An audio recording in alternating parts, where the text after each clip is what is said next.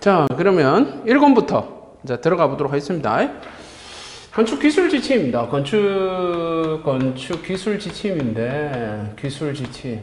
이 보통 건축 기술 지침이라는 이 책이, 한때는 거의 뭐 시험 문제 바이블이었죠. 이거 자체가. 일단, 기본적으로 이게 좀 우리가 봐야 되는 이유는 뭐냐면요. 이 책에 이제 그 말이 없기 때문에 그래요. 건축, 시공, 기술사라는 단어가 없기 때문에 그래요. 그게. 건축, 시공, 기술사라는 단어가 없어야지만 시험에 나올 수가 있거든요. 시험 문제. 그러니까 그런 책들을 우리 일반적으로 보는 것들이 건축 기술 지침을 보게 되고요.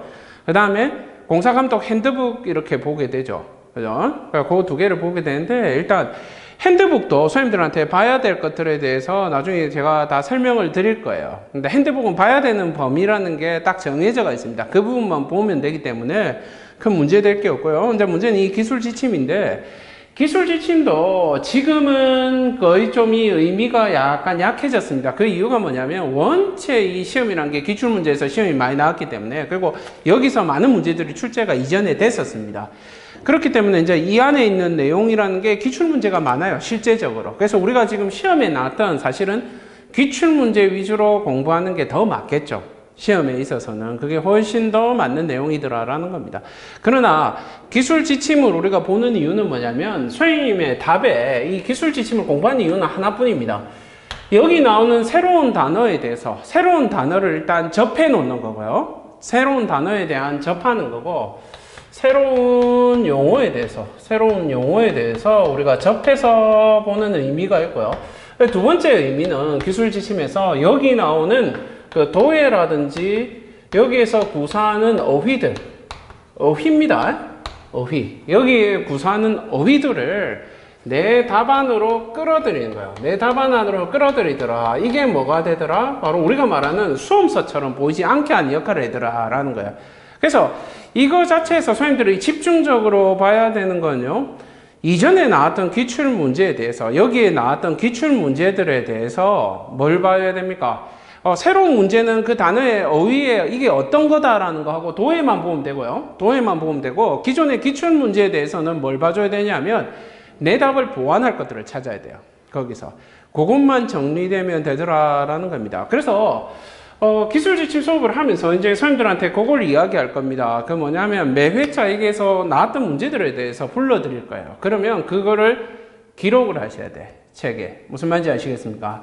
기록을 하시고 거기에 대해서 공부를 하셔야 돼요. 거기에 대해서 그 문제들은 내가 문제를 풀 때 한번 그것들만 읽어보시면 되는 거예요. 그 단계로 진행하면 되겠더라. 그리고 여기 있는 거를 얘를 후벼판다고 했어요. 우리가 시험에 이 단어들을 다 구사할 수 있느냐? 그게 안 돼요. 다 구사할 수 있는 거는 거의 불가능에 가깝습니다. 그럼 여기에서 내가 선별이 필요해요. 그러니까 내가 서브노트로 만들어 놓은 것들의 그림이 여기 있는 게 더 좋더라 하면 여기 있는 걸 가져가시고요. 여기 있는 것도 굉장히 화려한 그림들도 많고요. 어휘들도 많아요. 근데 내가 외울 수가 없다면 쓸 수가 없더라고요. 그럼 이건 어떻게 해야 돼? 버려야 돼요. 무슨 말인지 아시겠습니까? 선별의 역할을 해주는 게 바로 이거더라. 그래서 잊지 마십시오. 얘 자체를 맹신하는 것보다는요, 얘를 내가 지금 알고 있는 선생님들의 이제 수준이라고 한다면 어느 정도 답은 쓸 수 있기 때문에 내가 쓰는 답에 대한 어휘의 고급화에 이용하셔야 돼요. 그게 이제 집중입니다. 그게 이제 집중해야 될 사항이더라라는 거. 자, 그러면 이제 건축 1권부터 들어가도록 하겠습니다. 일반 사항입니다. 이제 일반 사항부터 한번 보도록 하겠다라는 거예요. 이 책도 나온 지가 이제 2017년도에 나왔죠. 이 책 자체가 2017년도에 나왔어요. 그렇기 때문에 지금은 이 앞쪽에 지금 일반 사항을 보게 될 텐데, 일반 사항에 대한 법의 내용이 좀 바뀐 애들이 있어요. 시험에 나온 애들. 그런 건 기록해 줄 테니까 나중에 그거 바꿔 놓으시면 되겠다라는 겁니다. 자, 인허가 항목 한번 보시죠. 이제 시작해 보시면 17페이지입니다. 인허가 항목을 보시게 되면 이제 인허가에 대해서 나와 있어요. 착공 단계 있고요, 공사 단계 있고, 준공 단계 3개로 나눠 있습니다. 이거는 인허가 항목이라는 건 옛날에 시험 문제에 조금 물었었어요. 근데 너무 오래돼서 이거는 기출 문제라고 볼 수는 있습니다만은 그냥 한번 읽어보시면 돼요. 이 내용. 근데 이제 여기서 뭐냐면 우리가 이 단계라는 게 기술 지침에서 단계라는 단어가 나오면요, 이 단계는 좀 잘 봐두시는 게 좋겠더라라는 겁니다. 이 단계에 대해서. 자, 그래서 단계가 지금 이거는 인허가의 단계를 몰라 있어요. 착공 단계가 있고요. 착공 단계로 나눴고, 착공이 있고요. 그 다음에 그 밑에 보시면 공사 단계가 있고요. 공사 단계가 있고, 그 다음에 준공 단계로 나가더라 라는 겁니다. 그죠? 준공 단계로 나가게 되더라. 준공 단계로 나누게 되더라. 더 중요한 거는 바로 이 단계들이에요. 단계들. 제일 첫 번째 이 단계에 대해서 머릿속에 조금 익혀 놓으시는 게 좋아요. 단계에 대해서. 이게 나온다고 하면 기본적으로 서술형 문제로 가깝겠죠. 항목이라고 되어 있으니까 기본적으로 명사형으로 써줘야 된다는 거는 이제 뭐 다 아실 거고, 요 단어 자체를 보시게 되면. 자, 그래서 이것도 이제 보시게 되면 그 착공 신고 전에 비산먼지 발생 사업 신고하고요. 건설 폐기물 계획 신고하고 특정공사 사전 신고하고 그다음에 유해 위험 방지 계획서 심사하고요. 그다음에 그 안전관리 심사하고 합동회의를 하게 되더라. 기본적으로 착공 신고 전에 대한 걸 많이 봐놓으셔야 됩니다. 착공 신고 전에 대한 내용을 이 항목을 많이 봐두셔야 되고 나머지 거 그냥 읽어보시면 됩니다. 이게 뭐 중요한 내용은 아니에요. 사실은 뭐 우리가 이거는 그런데 왜 읽어봐야 되냐면 나중에 사람들이 합격하고 면접할 때도 이걸 많이 물어봅니다. 이 내용에 대해서, 인허가 항목에 대해서. 그러니까 기본적으로 선생님들이 기술사라는 걸 취득하고 나면 현장 대리인이라는 거를 기준으로 깔게 되죠. 그러니까 현장 대리인의 기준에서 들어가는 게 바로 이 항목들이에요. 그래서 이거 반드시 읽어 두셔야 돼요. 시험에 나올 확률은 좀 떨어지겠다라는 거. 자, 그러면 첫 번째 이제 이게 들어가게 되면 이 제목이 그 다음에 18페이지 보시게 되면요. 맨 위에 보세요. 거기에 제목이 뭐라고 적혀있냐면 대관 인허가 업무라고 적혀 있어요. 대관 인허가 업무. 자, 대관 인허가 업무의 절차는요. 기본적으로 제목이에요. 그러니까 18페이지, 19페이지, 20페이지, 21페이지, 22페이지에 대한 제목을 알아두시면 돼요. 제목이 중요합니다. 밑에 거 내용은 외우기가 뭐 외울 수 있는 건 있겠지만 외우기가 조금 힘들어요. 그래서 뭐가 있냐면 제일 먼저 관리 책임자 선임 18페이지 보시면 적혀있죠. 관리 책임자 등의 선임 보고를 하게 되고요. 그 다음에 착공 신고를 하게 되고 19페이지 그 다음에 20페이지에 가설 건축물 축조 신고하고 도로 점용 허가 신청하게 되고요. 그 다음에 21페이지에 지하수 유출 신고하게 되고 그 다음에 22페이지에 사용 승인을 하게 되더라라는 겁니다. 이 순서대로 넘어가게 되는 거예요. 이 순서대로. 이 제목을 알고 있어야 돼요. 그래서 기본적인 제목을 깔고 있어야 된다라는 거. 요거 알고 계셔야 되겠고. 자, 그 다음에 보시게 되면 요새 그 시험 문제 보면 선생님들도 느꼈는지 모르겠는데 최근래에 시험 문제들 보면 안전 문제가 많이 나오죠. 그거 느낍니까? 우리가 공품 원안 했을 때, 공정관리, 품질관리, 원가관리, 안전관리 했을 때, 시험의 대상은 안전관리예요. 선생님들도 뭐 이거 보통 건축시공 끝나고 나면 뭐 하려고 합니까? 건설 안전 달라고 하는 사람들이 많거든요. 그거하고 똑같아요. 그래서 안전에 대한 문제들이 잘 나오더라라는 거예요. 그래서 여기서 이제 조금 봐놓으셔야 될 것만 좀 체크를 해놓고 선생님들 좀 봐놓으시면 좋겠어요. 첫 번째가 뭐냐면 그 18페이지에 그 두 번째 보시게 되면 안전관리자 선임 기준이 있어요. 안전관리자의 선임 기준이 있어요. 이번 시험에 교육에 대해서 물었죠. 교육도 이 책 안에 있어요. 교육에 대한 내용도 이 책 안에 있습니다. 근데 그걸 또 묻는다라기보면, 뭐 요즘 시험이 뭐 원체 뭐 이번에 냈다가 저번에도 내고 이러니까 올해 안에 내기도 합니다만 그래도 이 두 번째에 있는 안전관리자의 선임 기준은 좀 봐놓으셔야 돼요. 안전관리자 선임 기준. 그게 보시면 이제 안전관리자는 그 보시면 공사 금액, 선임 대상 현장하고 소요 인원만 보통 외우면 되거든요. 그래서 공사 금액 50억 이상에 120억 미만으로서 유해 위험 방지 계획서 제출 대상 공사는 1인이고 그 다음에 공사 금액 120억 원 이상, 이건 건축 기준이죠. 토목은 150억이라는 밑에 적혀 있고요. 우리는 건축 기준으로만 알면 되니까 이상, 그 다음에 상시 근로자 300명 이상대가 있는데 그 점으로 두 개 찍혀가 있는데요. 그게 뭐냐면 AND가 아니고 OR입니다. 그 사이에. 그러니까 이게 뭐냐면 공사 금액 120억 원 이상 또는 상시 근로자 300명 이상이에요. 이때 1인이 되고요. 그 다음 공사 금액 800억 원 이상 또는 상시 근로자 600명 이상 했을 때 2인이 되는 거예요. 요거 좀 알아두셔야 합니다. 요거. 그래서 그 외 끝에는 별로 볼 게 없고요. 자, 그 다음에 착공 신고는 어디에다 하느냐면 거기 보시면 가운데 그 구비 서류에 건축법에 이번 보면 세움터라고 적혀 있죠. 세움터. 요 세움터라는 거. 세움터.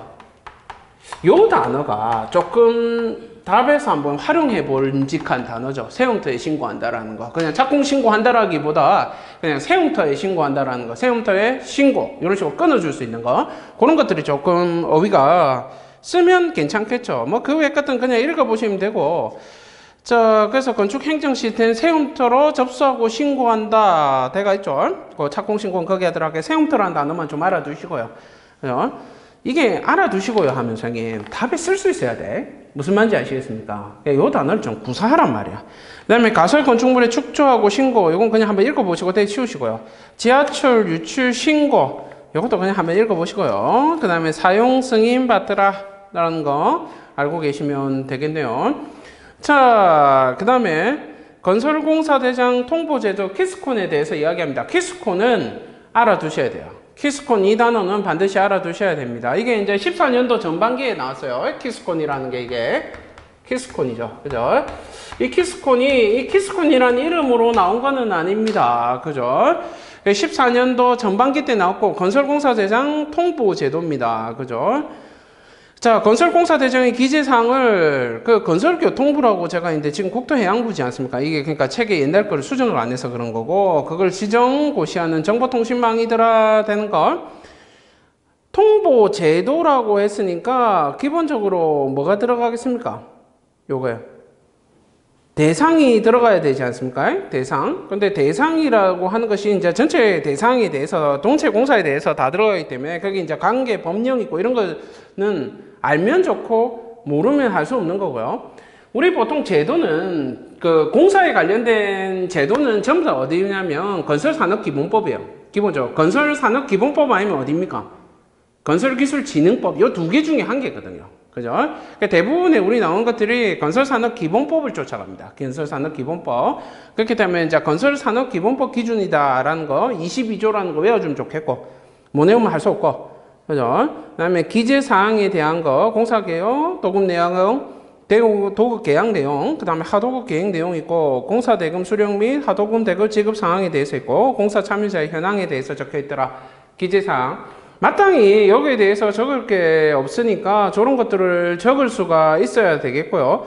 그 밑에 보시면, 그 종류에 보시면 원도급 건설공사대장 있고, 그 다음에 하도급 건설공사대장 있죠. 그거 구분해서 좀 적어주시면 좋겠고, 요 두 개는 좀 구분해서 작성하는 게 하나의 방법이 되겠고, 그 다음에 키포인트 보시면 건설공사 대장이 통보 주체하고 서면 통보하고 전자 통보 중에 선택 가능한 항목에 대해서 있습니다. 그건 체크해 놓으시고요. 한번 정리를 해보세요. 표현 형식으로 한번 정리를 해봅니다. 그 자체. 건설공사 대장 통보 제도가 이게 아까도 이야기했지만 14년도에 나왔기 때문에 한 번 더 나올 수 있고, 한 번 나왔던 문제입니다. 기출문제로 나왔던 애입니다. 그래서 요거 지금도 나올 수 있는 문제 정리를 꼭 해주셔야 되겠더라라는 겁니다. 네, 문제 23번입니다. FMS죠. 시설물 정보관리 종합 시스템이더라. FMS. 우리 시험에서 이제 FMS라는 이름으로도 물었고요. 08년도 전반기에 25점짜리로 이게 나왔었어요. 이거 자체가. 그래서 이게 Facility Management 시스템이죠. 그죠? 그래서 얘 같은 경우에는 시험 문제에 나올 확률이라고 하는 게 사실은 이것도 안전에 사실은 관련돼가 있어서 시설물 유지 관리니까 안전에 조금 관리가 조금 관련이 있는 것들이고요. 그래서 이거는 나올 확률이 조금 사실은 조금 떨어집니다. 이 FM에 대한 거는 사실은 조금 떨어지고. 그 보시면 3번을 조금 봐놓으시고요. 3번에 보시면 시설물 관리 대상 주요 기재 사항 있죠. 그거 보시면 기본 현황하고 상세 재원 있죠. 그다음 안전 점검하고 정밀 안전 진단에 대한 내역들이 나와가 있습니다. 그죠? 기본적으로 시설물 관리이기 때문에요. 그죠? 기본 현황이라고 하는 거는 법적인 현황을 이야기하는 겁니다. 시설물의 이름이 뭔지, 위치가 어딘지 이런 거고요. 그 다음에 상세 재원이라는 거는 물리적 요소를 이야기합니다. 이거 높이가 얼마고 이런 것들입니다. 기본적으로. 그 다음에 안전 점검하고 정밀 안전 진단은 안전 점검하고 정밀 안전 진단을 하면 뭘 하게 됩니까? 구조물에 대한 평가를 하게 되거든요. 그 시설물에 대한 평가를 하게 되더라. 그래서 우리는 등급이라는 걸 매기지 않습니까? 기본적으로 등급이 몇 등급까지 있습니까? 5등급까지 있지 않습니까? A, B, C, D, E 이렇게 나가지 않습니까? 그죠? 그 5등급에 대한 평가를 하게 되더라라는 겁니다. 거기에 대한 것들 적을 수 있겠죠? 그런 내용으로 기본적으로 구사하는 거고, 시험에 나올 확률은 그래도 1건 기출 문제입니다. 그래서 한번 1건은 꼭 보셔야 되겠더라라는 겁니다. 자, 그 다음에 PMIS입니다. 이 PMIS는요, 07년도 중반기 때 이제 25점짜리로 나왔고, 기본적으로 이제 서술의 형태로 2회, 그죠? 서술로 2회, 용어로도 1회 출제됐던 기출 문제입니다. 요거 자체. PMIS, 보시게 되면, 정의에 PMIS 해놓고, 프로젝트 매니지먼트 인포메이션 시스템 되겠죠. 건설 사업 통합 정보 시스템이더라라는 거. 다수의 건설 관계자 간의 원활한 의사소통, 문제점의 조기 발견 및 조기 이행 여부의 추적 관리가 가능하더라. 이거는 뭐라고 했습니까? 이거하고 대를 이루는 게 뭐라고 했어요? 칼스라고 이야기했죠. 칼스. 그죠? 칼스라고 하더라. 다른 기술사에 이번 시험에 CIC가 나왔어요. CIC가. 그죠? 그래서 건설 통합 생산 요거에 대해서 물어봤는데, CIC도 한번, 여기는 안 나옵니다만, CIC도 한번 준비를 해줘야 되겠고, 기본적으로 칼스에 대해서도 준비를 해줘야 되는데요. 기본적으로 이제 칼스나 아니면 PMIS는 다 똑같아요. 답 자체에 적는 거는 같습니다. 그냥 칼스는 누가 주도하는 겁니까? 칼스PR.KR 해가지고 인터넷 주소가 있죠. 그게 뭐냐면 전부 다 누가 관리해 줍니까? 국가에서 관리하는 체계고요. 그죠? 그 다음에 PMIS는 누가 합니까? 민간 사업자가 하더라. 각각의 단일 프로젝트에 대해서. 그래서 이 PMIS라고 하는 거는 굉장히 폐쇄적인 거예요. 그 다음에 칼스라고 하는 것은 기본적으로 개방이라는 성질을 가지고 있다라고 이야기를 했을 텐데, 그죠? 분명히 했을 겁니다. 그거 기본적으로 알고 계셔야 되고, 자, 도입 배경 이런 것들은 좋지가 않아요. 좋지가 않은 것들은 어떻게 써야 돼요? 좋지가 않은 걸 내가 만약에 써야 되면 어떻게 써야 돼? 답을 쓸 때. 좋지가 않은 것들을 쓰게 될 때는요, 답 자체를 절대로 단독으로 구사하지 않도록 써라라는 거예요. 단독으로. 후진 것들은 모여야 좋은 거예요. 그래서 여기도 어떻게 놨습니까? 배경하고 효과를 모아놨죠. 맞습니까? 그러니까 이런 형태는 괜찮아요. 자, PMIS의 도입 배경 보시면 정보의 산재, 그 다음에 정보의 적시 전달 불가, 기록 유지 관리에 어려움이 있고, 클레임의 대처가 곤란하더라라는 거 있고요. PMIS의 도입 효과를 보시면 관계자 간의 의사소통이 원활하고, 그 다음에 건설 정보의 집적화가 가능하더라. 그죠? 그 다음에 이거 또 특징이라는 거는 기본적으로 이건 폐쇄적이고 인원이 적기 때문에 실시간 전달이 가능하고요. 이거 자체가. 그 다음에 이제 공유화가 가능하더라라는 겁니다. 밑에 구성요소 그림이 있는데, 지금 보면 이제 구성요소를 이 책에는 이렇게 적어놨죠. PMIS 해가지고, 이걸 중심으로 해서 막 산발적으로 원으로 해서 이렇게 그려놨어요. 여기에 막 이런 식으로 해가지고, 요 원으로 다 연결시키고요. 그 다음에 가운데 이런 식으로 했는데, 이런 그림은 실제 답에 적으면 굉장히 지저분해요. 답 자체가. 그러니까 이거는 어떤 형식으로 가져야 되냐면, 기본적으로 원형의 박스 형태보다는 사각형의 박스 형식으로 해서 어떤 공간을 채워줄 수 있는 형식으로 가야 돼요. 그림 자체가 PMIS를 가운데 두고요. 이걸 좀 요약을 해서 PMIS를 두고 얘를 박스 형식으로 이런 식으로 돌려줄 수 있는 형태가 돼야 돼요. 이게 뭐가 어떤 형태가 되든 뭔가가 구체화되고 정형화되어 있는 느낌으로 딱 가져야 돼요. 이거 자체가. 뭐 대략적으로 이런 식으로 해서라도 이런 식으로 돌릴 수 있는 형태. 그러니까 뭔가가 박스가 채워지 안에는 원을 그리든 어떻게 하든 뭔가의 박스의 형태로 해서 뭔가 돌릴 수 있는 형태가 돼주는 게 전체 최적을 채워주는 게 더 중요하더라라는 겁니다. PMIS 하더라 라는 거죠. 자, 그래서 그게 중요하겠네요. 건설 사업에 대한 통합 정보 시스템이더라라는 거. PMIS 시험에 나올 수도 있을 것이고요. 기출 문제니까 기본적으로 나올 수 있는 거고, 이게 마지막에 시험 나올 때 서술로 나왔습니다. 근데 서술보다는 용어에 가까운. 그리고 이걸 가지고 지금 여기 적혀 있는 뒤쪽에 보시면 PMIS의 1, 2, 3 이렇게 나가는데, 그 3 쪽에 보시면 이거에 기능이 있어요. PMIS 27페이지 보시면 기능이 있는데, 커뮤니케이션하고 콜라보레이션하고 커뮤니티 대가 있습니다. 의사소통 지원, 그 다음에 협업 지원, 정보 공유 지원, 이렇게가 세 가지로 3C 돼 있는 거, 이런 것들은 적어주시면 좋겠고요. 요 자체, 그죠? 그 다음에 그 밑에 보시면 그 문제점하고 개선 대책입니다.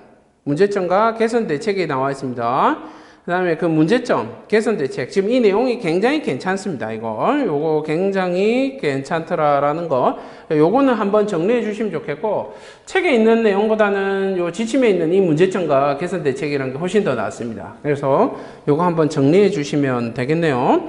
그 다음에 그 밑에 키포인트 보시게 되면 이제 그건데, 최근 BIM의 요소들을 PMIS 프로세스에 적용하게 된다. 그 다음에 3D 모델링 정보를 통해서 시공성을 검토하고 설계 변경을 검토하고 현장 무급 대체 등의 정보의 활용이 더욱 용이해지고 건설 주체 간의 의사소통이 개선되는 추세이다. 요거 괜찮아요. 그러니까 이제 BIM이라는 거 지금은 그 요소라고 하는 것들이요. 건설 산업에 있어서의 기본적인 요소라고 하는 것들이 다 통합화 개념이거든요. 통합화. 그러니까 여기서 이제 생각해야 될 건 이거예요. BIM이라는 거하고, BIM, 아까 우리가 이야기했다시피, BIM이라고 하는 거, 그 다음에 PMIS라고 하는 거, 그 다음에 CARS라고 하는 것들, 그 다음에 또 뭐가 있습니까? CARS하고, 아까 뭐가 있었지? CIC 같은 것들. 전부 다 이것들이 여기에 BIM에 다 유기적으로 결합이 돼가 있어요. 이거 전체가. 그래서 유기적 결합의 형태로, 그죠? 발전해 나가더라라는 겁니다. 그래서 BIM의 활용이라는 이름을 붙이게 되면 BIM은 PMIS에도 사용하게 되고요. CARS에도 사용하게 되고요. CIC에도 사용하게 돼요. 그죠? 이게 전부 다 유기적으로 결합이 돼가 있어요. 유기적 결합을 이용하더라라는 겁니다. 유기적 결합의 형태를 가지고 가더라라는 거예요. 그죠? BIM은 나중에 이제 뒤에 있으니까 이거는 무지막지하게 중요하죠. 이건 무지막지하게 중요한 거고요. 이거는 이제 시험에 나올 확률이 조금 있는 거고, 조금 있는 거. 요즘 좀 퇴색해 됐습니다만은 이게 있고, 요거 한번 이번 시험 대비해가 한번 봐야 되겠네. CIC 같은 거. 왜? 아까 이야기했었죠. 다른 기술사에 한번 나왔기 때문에 한번 봐줘야 하는 게 옳지 않겠는가라는 생각이 듭니다. 자, 그 다음에 28번입니다. 28페이지 보시면 공사 기록의 문서 관리대가 있습니다. 공사 기록에 대한 문서 관리 그냥 한번 읽어보시고요. 모든 문서는 어떻게 해주는 게 좋습니까? 데이터베이스화 해주는 게 좋겠죠. 그냥 그 정도 개념으로 생각해 주시면 되겠고요. 시설물에 대한 문서 관리는 대부분 다 어디로 들어가게 됩니까? 시설물에 대한 문서 관리는 어디에 다 기록을 해 두십니까? 물론 뭐 그 시설물의 관리 주체한테도 보내게 되고 하겠지만 기본적으로 아까 이야기했던 FMS로 가게 됩니다. FMS 그죠? FMS Facility Management System 그걸로 들어가게 되더라라는 겁니다. 그래서 그거 알고 있어야 돼요. 그리고 문서는 무조건 데이터베이스화. 무슨 말인지 아시겠죠? 데이터베이스 한글로 적지 말고 영어로 좀 적고, 그죠? 뭐 중요하진 않습니다만은. 자, 그 다음에 공정관리 보시죠. 공정관리에 보시게 되면 공정관리에 선생님들 여기서 좀 알아두면 좋은 게 뭐냐면 이게 이제 29페이지에 공정관리에 대해서 나오게 되는데 공정관리의 정의에 대해서는 좀 제발 좀 알아두시는 게 좋아요. 공정관리의 정의에 대해서. 그러니까 서술에서 공정관리라는 거 물어보면 공정관리가 뭐다라고 이야기하고 시작하는 게 좋아요. 그냥. 물론 잘 읽어주지는 않습니다. 그 파트를. 그렇다 하더라도 그게 중요하더라. 그 보시면 첫 번째 줄에 적혀가 있죠. 경제적인 기간을 산정. 그 밑에 자원을 효율적으로 활용하고 그 밑 옆에 작업의 순서 및 관계를 프로젝트 일정 계획을 수립하는 그 밑에 종합적인 공사관리 절차더라라는 거. 그죠? 그 첫 번째 그 점에 찍혀 있는 내용을 좀 더 요약하시면요. 방금 불러드린 대로 경제적인 기간을 산정하고 자원을 효율적으로 활용하여 작업의 순서와 관계를 프로젝트 일정 계획을 수립하는 종합적인 공사관리 절차이다가 공정관리의 정의예요. 공정관리. 그게 공정관리죠. 실질적으로 공정관리는 시험에서 나오는 게, 선생님 뭐 나오겠습니까? 만약 시험 나오면. 선생님 시험 낸다면 뭐 내겠습니까? 공정관리는 찾기가 더 힘들거든요. 자료를 찾기가 더 힘들어요. 그래서 그 선생님도 예상하다시피 가장 대장의 문제가 뭐냐면 EVMS입니다.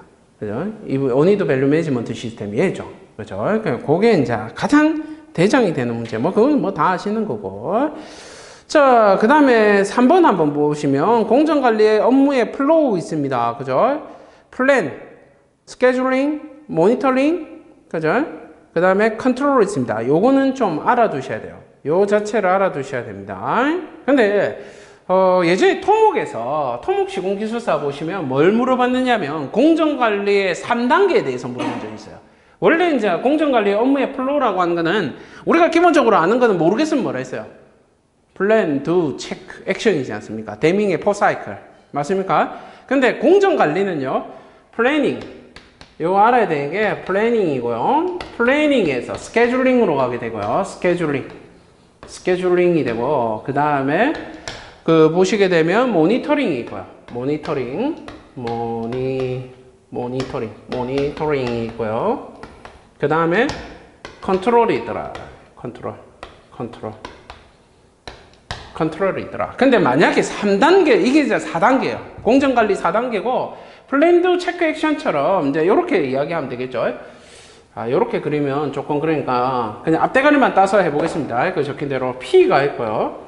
그 다음에 P에서, 그죠? 플래닝 있고, 아까 스케줄링 있고, 그 다음에 모니터링이 있고, 그 다음에 컨트롤이 있죠. 이거 똑같은 플랜드 체크 액션의 그래프를 가져요. 근데 이제 여기서 한 개 알아야 될 거는 그냥 이거는 들어만 놓으십시오. 3단계라고 하면 얘만 빼버리면 돼요. 얘만. 무슨 말인지 아시겠습니까? 그러니까 플래닝, 스케줄링, 컨트롤이래요. 무슨 말인지 아시겠어요? 이거를 하더라라는 겁니다. 그 스케줄에 대해서 컨트롤하는 거예요. 모니터라고 하는 것은 이게 제대로 되고 있는데 검증하는 건데 이 개념을 확대 해석하면 이쪽으로 들어가죠. 이쪽으로. 그렇기 때문에 이게 3요소 하면 이대로 가주면 돼요. 요새로. 무슨 말이에요? 플래닝, 스케줄링, 컨트롤. 이렇게 가더라라는 겁니다. 그죠? 그러니까 요거는 좀 알아두시면 좋겠다. 그러니까 4단계 이야기하면, 그러니까 이거는 외워두세요. 실제적으로 플랜드 체크 액션은 쓰면 안 좋아요. 무슨 말인지 아시겠습니까? 전에도 이야기했지만, 그 아저씨 죽은 지도 오래됐는데, 그 데밍 아저씨가 아직까지 그거 이야기하더라. 그러니까 그거는 조금 알아두셔야 되겠습니다. 그 다음에, 공정관리에서 공정관리를 알고 공사관리라는 개념에서요. 한 개 알아둬야 되는 게 뭐냐면 공사관리라는 개념이 나오면 그 다음에 그 밑에 4번에 뭐 적혀있냐면 무조건 공사관리. 우리가 공사관리 하면 공품원안이죠. 공품원안이 돼요. 그죠? 공정관리, 품질관리, 원가관리, 안전관리로 가게 되더라. 공품원안이에요. 그럼 이 공품원안에서 기본적으로 들어가는 게 뭐냐면 무조건 들어가는 게 WBS예요. 얘는 빠지는 것이 없어요. 무슨 말인지 아시겠습니까? 그래서 얘가 시험에 잘 나오는 거예요. 이게 마지막 나온 게 15년도 후반기입니다. 그러니까 안 나온 지가 좀 됐죠, 이제. 그럼 이제 나올 때 됐겠죠. 이거에 약간 변화된 형태, 뭐가 나왔습니까? WBS하고 OBS가 결합된 형태. 그걸 우리는 뭐라고 합니까? 기출문제. 그렇지. RAM이죠. RAM. Responsibility Assignment Matrix. 그죠? 그거 이야기하더라. RAM에 대해서 시험 문제에 물었더라라는 거야. 그죠? 그게 중요한 거예요. 그게. 그래서 뭐냐면, RAM은 시험에 나올 확률은 떨어지지만요. 얘는 언제든 내도 이상하지 않은 문제예요. WBS에 대해서는 반드시 뭘 해줘야 돼? 가장 기본적인 문제로요. 정의를 내려놔야 돼요. 답을 하나를 완성시켜 놔야 되고요. 대지목 4번은 뭐가 되겠습니까? 어떤 사람들은 그걸 적을 수 있겠죠. 대지목 4번 칸에 우리가 보통 하니까 WBS, OBS, CBS 이거 이야기하죠. 그죠? CBS 또 다른 걸로 뭐라고 했습니까? CBS는 코스트라고 부르죠. 코스트. 이 코스트의 개념이 좀 확장된 게 뭐냐면 자원이에요. 리소스예요. 그렇기 때문에 RBS라고도 부릅니다. 얘 자체를 Resource Breakdown Structure이라고도 부릅니다. 그 단어가 만약에 RBS라고 나오면 얘 CBS 이야기하는구나 생각하시면 돼요. 무슨 말인지 아시겠습니까? 그죠? 그러니까 그거 이야기하시면 된다라는 거. 그러니까 WBS 작업에 대한 할당이고요. 우리가 기본적으로 WBS에 대해서 아는 거는 뭡니까? WBS는 위계가 맞춰야 된다. 4단계가 기본 구조다. 뭐 이런 것들. 있지 않습니까? 4단계 이상 하면 복잡해지고요. 각각의 단계는 뭐가 돼야 돼? 위계가 같아져야 되고요. 그죠? 작업의 분류, 체계들라는 겁니다. breakdown이라는 게 분류라는 이야기고요. structure라는 게 체계를 이야기하는 거죠. 그래서 그거 이야기하더라라는 거. 그거 알아두시면 되겠네요. 자, 그 다음에 밑에 공정관리 기법의 분류 보시게 되면, 기본적으로 지금은 공정관리를 뭐로 다 합니까? 컴퓨터로 다 하게 되죠. 컴퓨터로. 그래서 이제 거기도 적겠죠. 프리마베라를 쓰거나 윈도우 마이크로소프트 프로젝트 같은 걸 쓰게 되더라라는 겁니다. 그런 것들 있고 밑에 보시면 종류가 나와 있습니다. 간트 차트, 바 차트, LOB, POT, CPM, ADM, PDM 그 네트워크 기법에 대해서 이제 벌써 올해가 몇 년입니까? 20년이죠. 지금 20년이지 않습니까? 그럼 벌써 이제 한 12년 됐네요. 09년도니까. 그때 마지막으로 나왔습니다. 요거에 대해서. 앞으로 만약에 묻는다면요. 낼 거 없으면 그런 거 낼 수도 있긴 있겠죠. 네트워크 공정표의 종류에 대해서 써라. 이런 거 요즘 같은 시험에 트렌드 보면 완전 복고 아닙니까? 레트로예요. 레트로. 지금 시험 문제가. 그게 뭐냐면 크게 묻는 거 이런 거 시험 문제 요즘에 내죠. 어떤 거 그냥 아무 도장도 아니고 그냥 도장공사의 하자의 원인과 대책에 대해서라. 이거 완전 레트로 아닙니까? 옛날 거 아닙니까? 어떤 뭐 이렇게 도장을 딱 찍어주는 게 아니고 그냥 도장에 대해서 이야기하잖아요. 그런 것들을 이제 시험 문제 잘 묻기 때문에 저런 것들 한번 머릿속에 기본적으로 알고 있어야 됩니다. 그 우리 장판지에도 들어가 있지 않습니까? 그죠? 네트워크 공정표의 종류에 대한 거. 그 정도는 머릿속에 들어가 있어야 된다라는 거. 그 정도만 알면 되겠네요. 문제 1번에 공정표에 그 보시게 되면 공정표 1에 공정표의 분류 체계 있습니다. 그냥 한번 읽어보시고요. 별로 의미 없고요. 그 다음에 2번에 보시게 되면 저 뭐가 있습니까? 저 공정표 있죠. 로직에 대한 것들이 있고요. 듀레이션 뭐 이런 것들이 있는데 별로 필요 없다. 그 공정 관리에서도 역시 아까 공정이 중요한 건 뭐라 했습니까? 얘만 잊지 마십시오. 항상 WBS 여기서 지금 나올 만한 단어는 얘밖에 없어요. work, 그죠? breakdown, structure 요거 하나만 암기해 두시면 되겠다. 자, 그 다음에 EVMS입니다. EVMS에 대해서는 이거는 뭐 너무나 많이 물었죠. 그죠? 16년도, 13년도, 16년도, 18년도, 19년도 계속 물어봤었고요. 시험 문제. 앞으로도 만약에 뭔가 하나를 물어본다라고 한다면 EVMS죠. 그죠? 그 마지막 수업할 때 EVMS 다 통과하면서 EVMS의 CPI하고 SPI에 대해서 그때 설명 한번 드렸었는데 그게 여기 안 나오고 이게 토목인가 거기 나왔어요. 똑같이. 그게 냈어요. 거기에 나왔어요.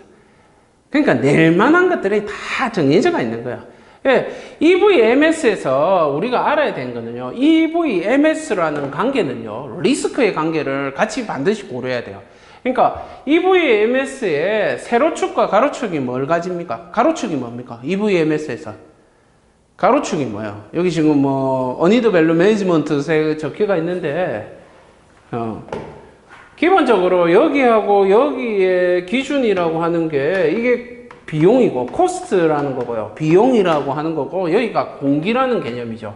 공기의 개념이고 계획 공정표가 있고요. 계획 준공선이 있고요. 그 사이에 이제 S커브를 이렇게 그리게 되겠죠. S커브를 그리게 됩니다. EVMS라고 하는 거는 제일 중요한 게 뭐냐면 이 지점이에요. 특정 지점이라는 게 중요하더라. 특정 지점에서 과연 나의 지금의 현재의 기성고라고 하는 것이 실투입비를 쫓아가냐라는 개념이에요.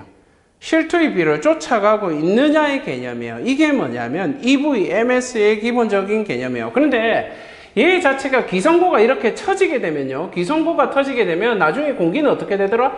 얘를 타고 가니까 이렇게 늘어나겠죠. 뭐 이런 식으로 늘어날 수가 있겠죠. 예상 공기가 이렇게 늘어날 수 있다. 이제 이게 실선으로 하니까 좀 이상한데, 그죠? 실선으로 하니까, 이거 뭐 다 했던 건데, 또 하려니까 조금 그렇긴 한데, 이렇게 늘어날 수 있더라. 그러면 이게 예상 준공이었고요. 지금 현재 진행 정도로 봤을 때는, 그죠? 원래 이제 계획 준공이지, 이거는.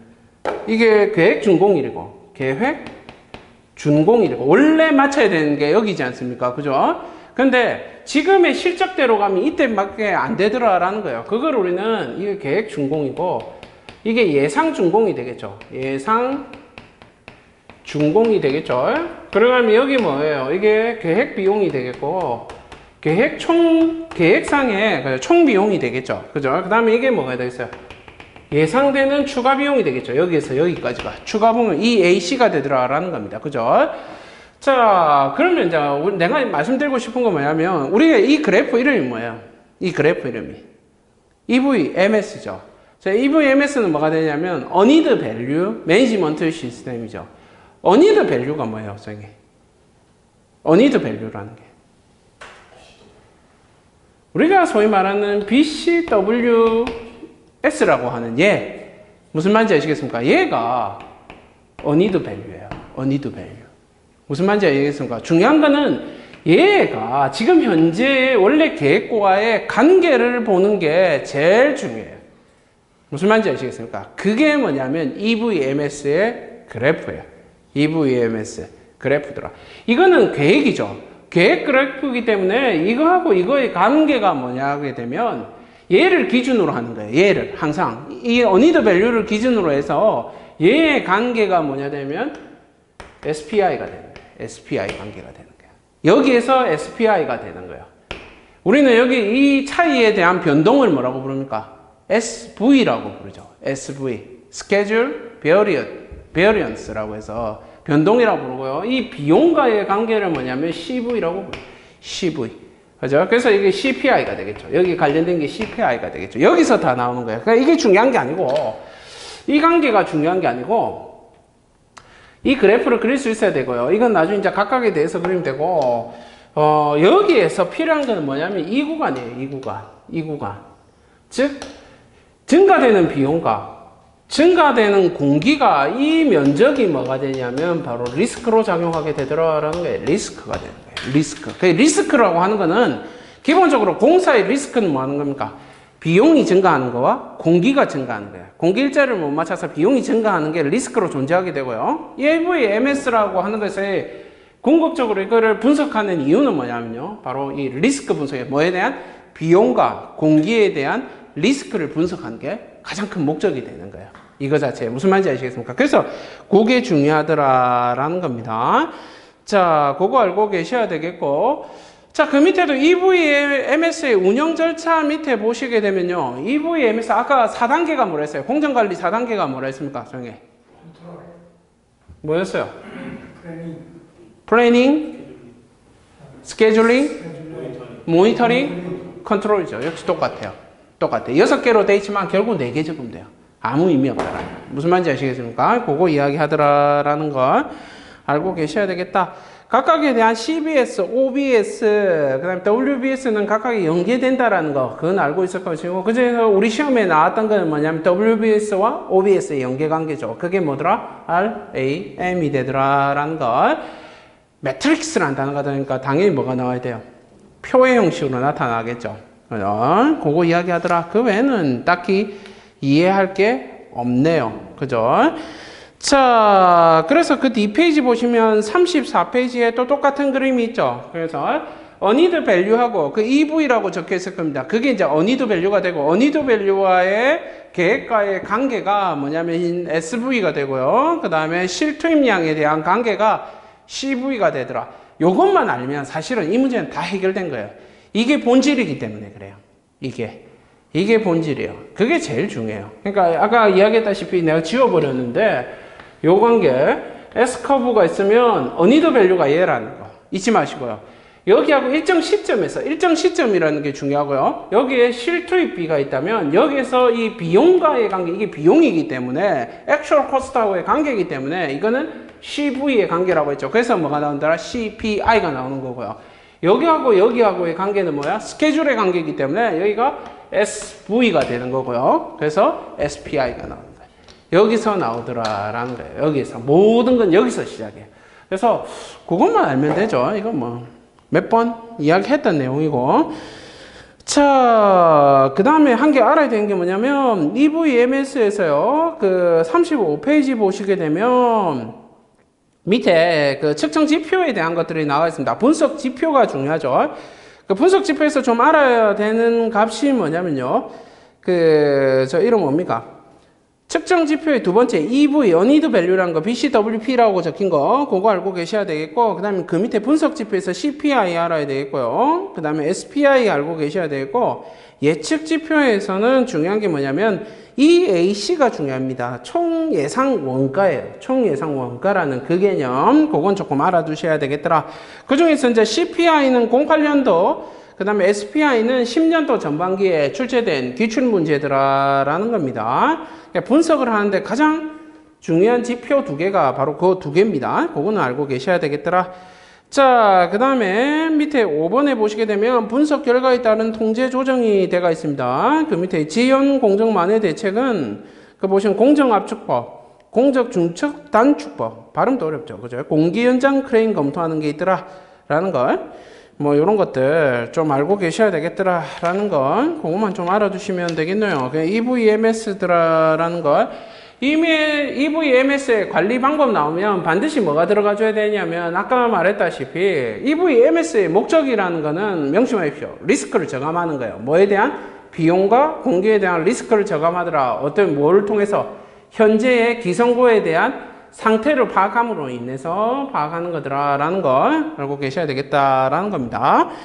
자, 그 다음에 36번하고 37번 같은 경우는 품질 관리 계획하고 품질 시험 계획에 대해서 들어가가 있죠. 이거는 시험 문제 안 나온 지 너무 오래됐어요. 이제 10년 다 돼가거든요. 이거 자체가. 근데, 그거, 이제 품질 시험 계획은 작년이가? 올해가? 이게 잘 모르겠네. 그 개정됐어요. 그 책의 내용이 개정이 됐습니다. 그러면서 다시 나올 수가 있겠죠. 이거 자체 다시 나올 수가 있겠고, 품질 관리 계획이라고 하는 것은요, 기본적으로 그게 적용 대상은 무조건 외워야 되겠죠. 이거 품질 관리 계획의 적용 대상, 그 건설관리비 대상공사에서 총 공사비 500억 이상인 건설공사대가 있죠. 그죠? 총 5건 이렇게 하죠. 그 다음에 연면적 다중이용 건설공사 연면적 3만, 다연 3만, 다연 3, 총 5건 다연 3이죠. 이렇게 외운다 했습니다. 총 5건 다연 3. 됐습니까? 이 총 항목은 몇 개? 26개 항목이더라라는 걸, 그 26개를 다 외울 필요는 없다라고 했습니다. 그죠? 기본적으로 그걸 다 외울 필요는 없고, 뭐만 하면 되겠다? 한 5개 정도만 알면 되겠네요. 그죠? 그래서 거기에 대한 게 전부 다 항목이 뭐냐면, 우리가 말하는 CM이라는 게, 우리가 그 장판지에 보면 CM에 대해서 이야기를 하죠. CM에 대한 CM의 펑션이라는 거 있죠. CM의 펑션. 즉, CM의 펑션이라고 하는 것이 우리가 CM의 펑션이라는 하고 하는 항목이 우리가 그렇게 해서 외우는데, 그 CM의 펑션의 항목이 품질관리 계획의 항목이에요. 그러니까 이 안에 들어가는 게 뭐예요? 거기 적힌 것처럼 문서관리고, 원서관리, 원가관리, 자원관리, 안전관리 뭐 이런 거 다 들어가는 거예요. 여기에. 안전관리는 안 들어가죠. 여기에 기록관리, 뭐 설계관리 이런 것들이 들어가더라라는 겁니다. 그것만 알아두시면 되겠네. 까먹지 마십시오. 그 말이면 돼요. 총 5건입니다.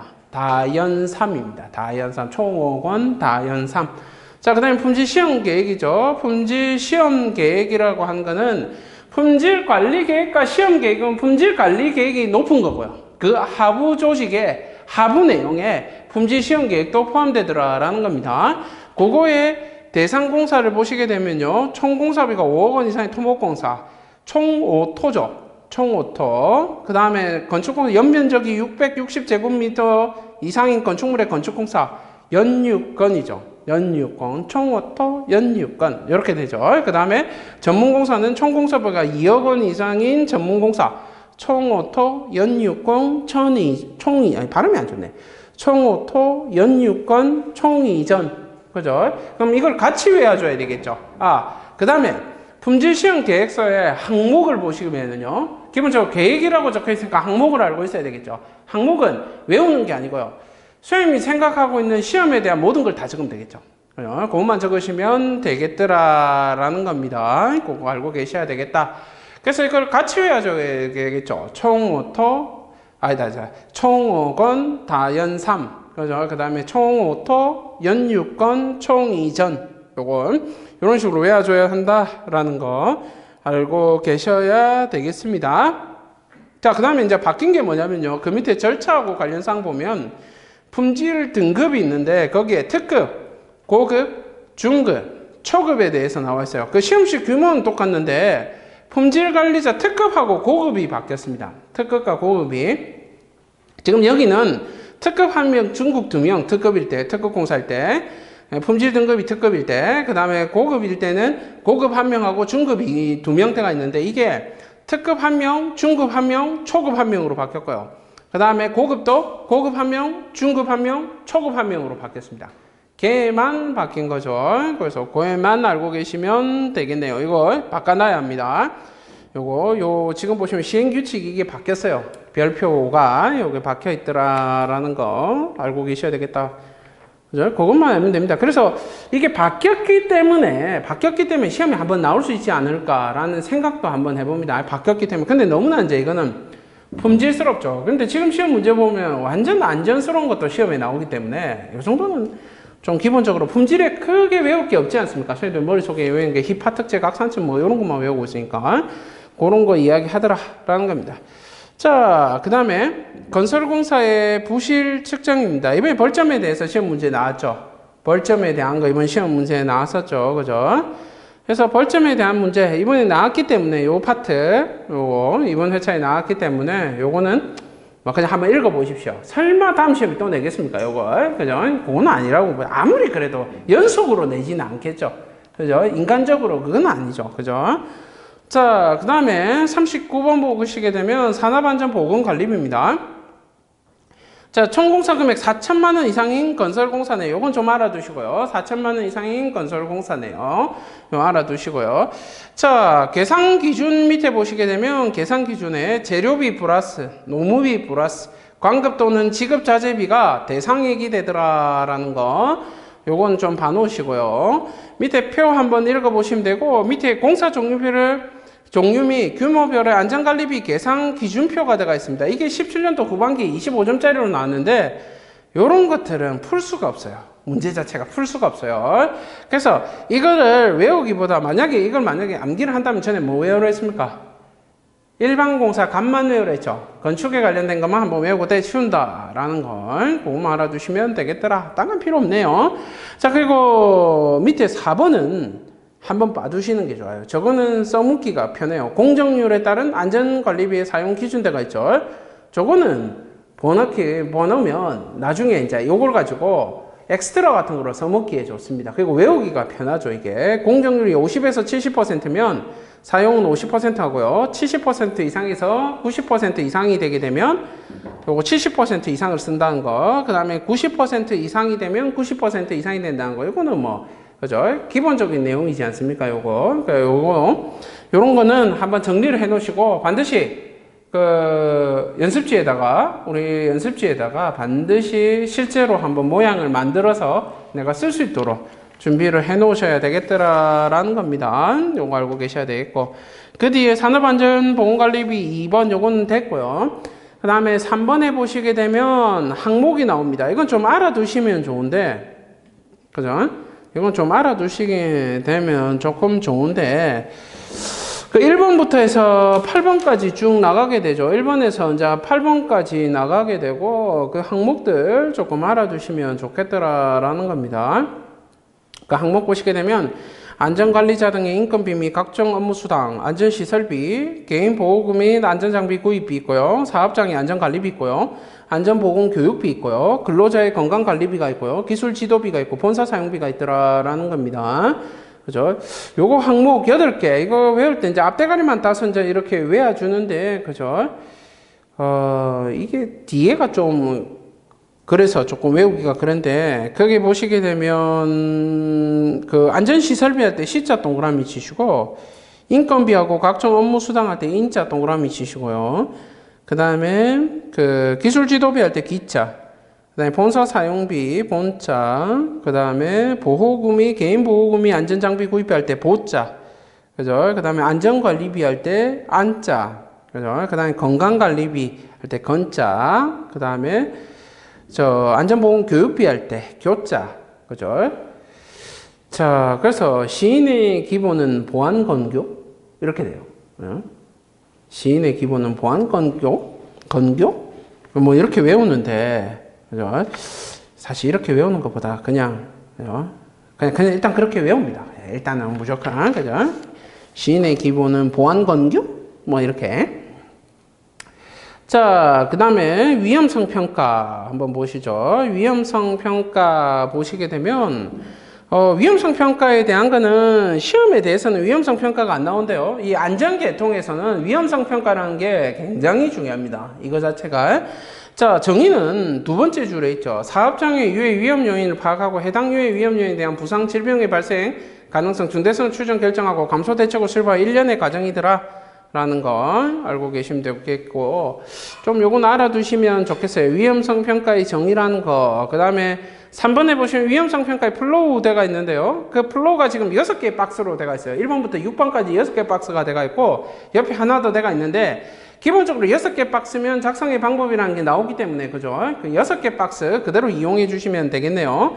그 다음에 코샤 18,001 대가 있는데 지금 이 18,001은 없어졌어요. 없어졌다라기보다 지금 현재 준용한 상태고 만약에 코샤라고 쓴다면 코샤죠. 지금은 코샤 MS를 써요. MS. 코샤 MS로 바뀌었습니다. 뭐 필요는 없고요. MS라는 거다. 그러니까 18,001은 나올 확률이 떨어집니다. 지금 코샤 MS의 시절이죠. 그 안전에 이제 이게 기출 문제고요. MS라는 게 이번 시험에 아마 이게 나왔던가? 그렇죠. 무슨 말이죠? 어떤 거? 이거요? 이거 매니지먼트 시스템. 그죠? 자, 그거 이야기하더라라는 겁니다. 자, 그 다음에 그 코샤에 대한 그 정의는 옆에 약자 있죠. Korean Occupational 그죠? Safety and Health Agency 해가지고 이게 코샤를 치게 되면요. 뭐가 나오냐면 산업안전 관리공단인가 보건공단 거기 나옵니다. 그게 그죠? 우리한테 그렇게 필요한 건 아닌데 아무튼 그렇다는 거. 자, 그 다음에 요건 시험에는 나오지 않았지만 기본적으로 위험성 평가에 대해서 정의하고요. 이번에 아까 그 평가 플로우라는 거 아까 제가 3번에 있는 것만 하나의 11줄짜리로 한번 만들어가지고 한번 작성해가지고 읽어보세요. 무슨 말인지 아시겠죠? 그거 정도만 해주면 되겠네요. 밑에 것들은 적을 수가 있습니다. 자, 그 다음에 43페이지 보시면 유해 위험 방지 계획서입니다. 유해 위험 방지 계획서는 이거는 이제 기본적으로 시험에 나올 수 있는 내용들이겠죠. 유해 위험 방지 계획서 하면 기본적으로 그죠? 대상이 누굽니까? 대상부터 외워야 되죠. 그게 우리가 외우는 게 뭡니까? 31m 연면적 3만짜리 건물에 지하 10m. 그죠? 이제 그게 굴착이죠. 거기에서 차를 타고 어디로 갑니까? 그렇죠. 지간 50, 경간 50m짜리 교량을 통과하고 또 그죠? 터널 통과하고요. 그 다음에 그렇지. 바로 그거죠. 그 정도만 적을 수 있으면 돼요. 무슨 말이냐? 뭐 이게 항목 한 개도 뭐 다 외울 필요는 없고 발전 용량 얼마 이런 것까지 외울 필요는 없으시고 나머지 것들은 여기 적혀가 있기 때문에 보시면 되겠고 그 정도만 알고 있으면 되더라라는 겁니다. 성인들 아는 정도 수준이면 되겠죠. 충분히 가능한 겁니다. 넘어가시고 자, 그 다음에 문제 45번 건설공사의 안전관리 계획서입니다. 안전관리 계획서 같은 경우에는 08년도 중반기 25점짜리로 나왔습니다. 안전관리 계획서 제출 대상대가 있는데 저희도 한번 이야기했지만 안전관리 계획서하고 유해 위험 방지 계획서하고 누가 우위에 설 것인가 라고 본다면요 이 두 개를 뭐 제출 대상을 외워도 좋습니다. 외워도 좋은데 이것도 기출 문제입니다. 근데 외워도 좋긴 좋은데 헷갈려요. 이걸 같이 외우면 분명히 헷갈릴 겁니다. 그죠? 그러니까 유해 위험 방지 계획서로 일단 초점을 맞춰서 이번 시험에는 보는 게 더 나을 겁니다. 그 자체가.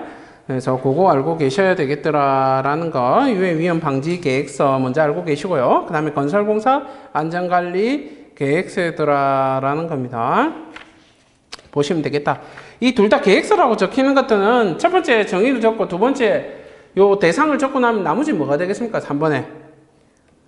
뭐 4번의 절차라든지 뭐 이런 거 적을 수 있겠지만 기본적으로 적을 수 있는 게 뭐겠습니까?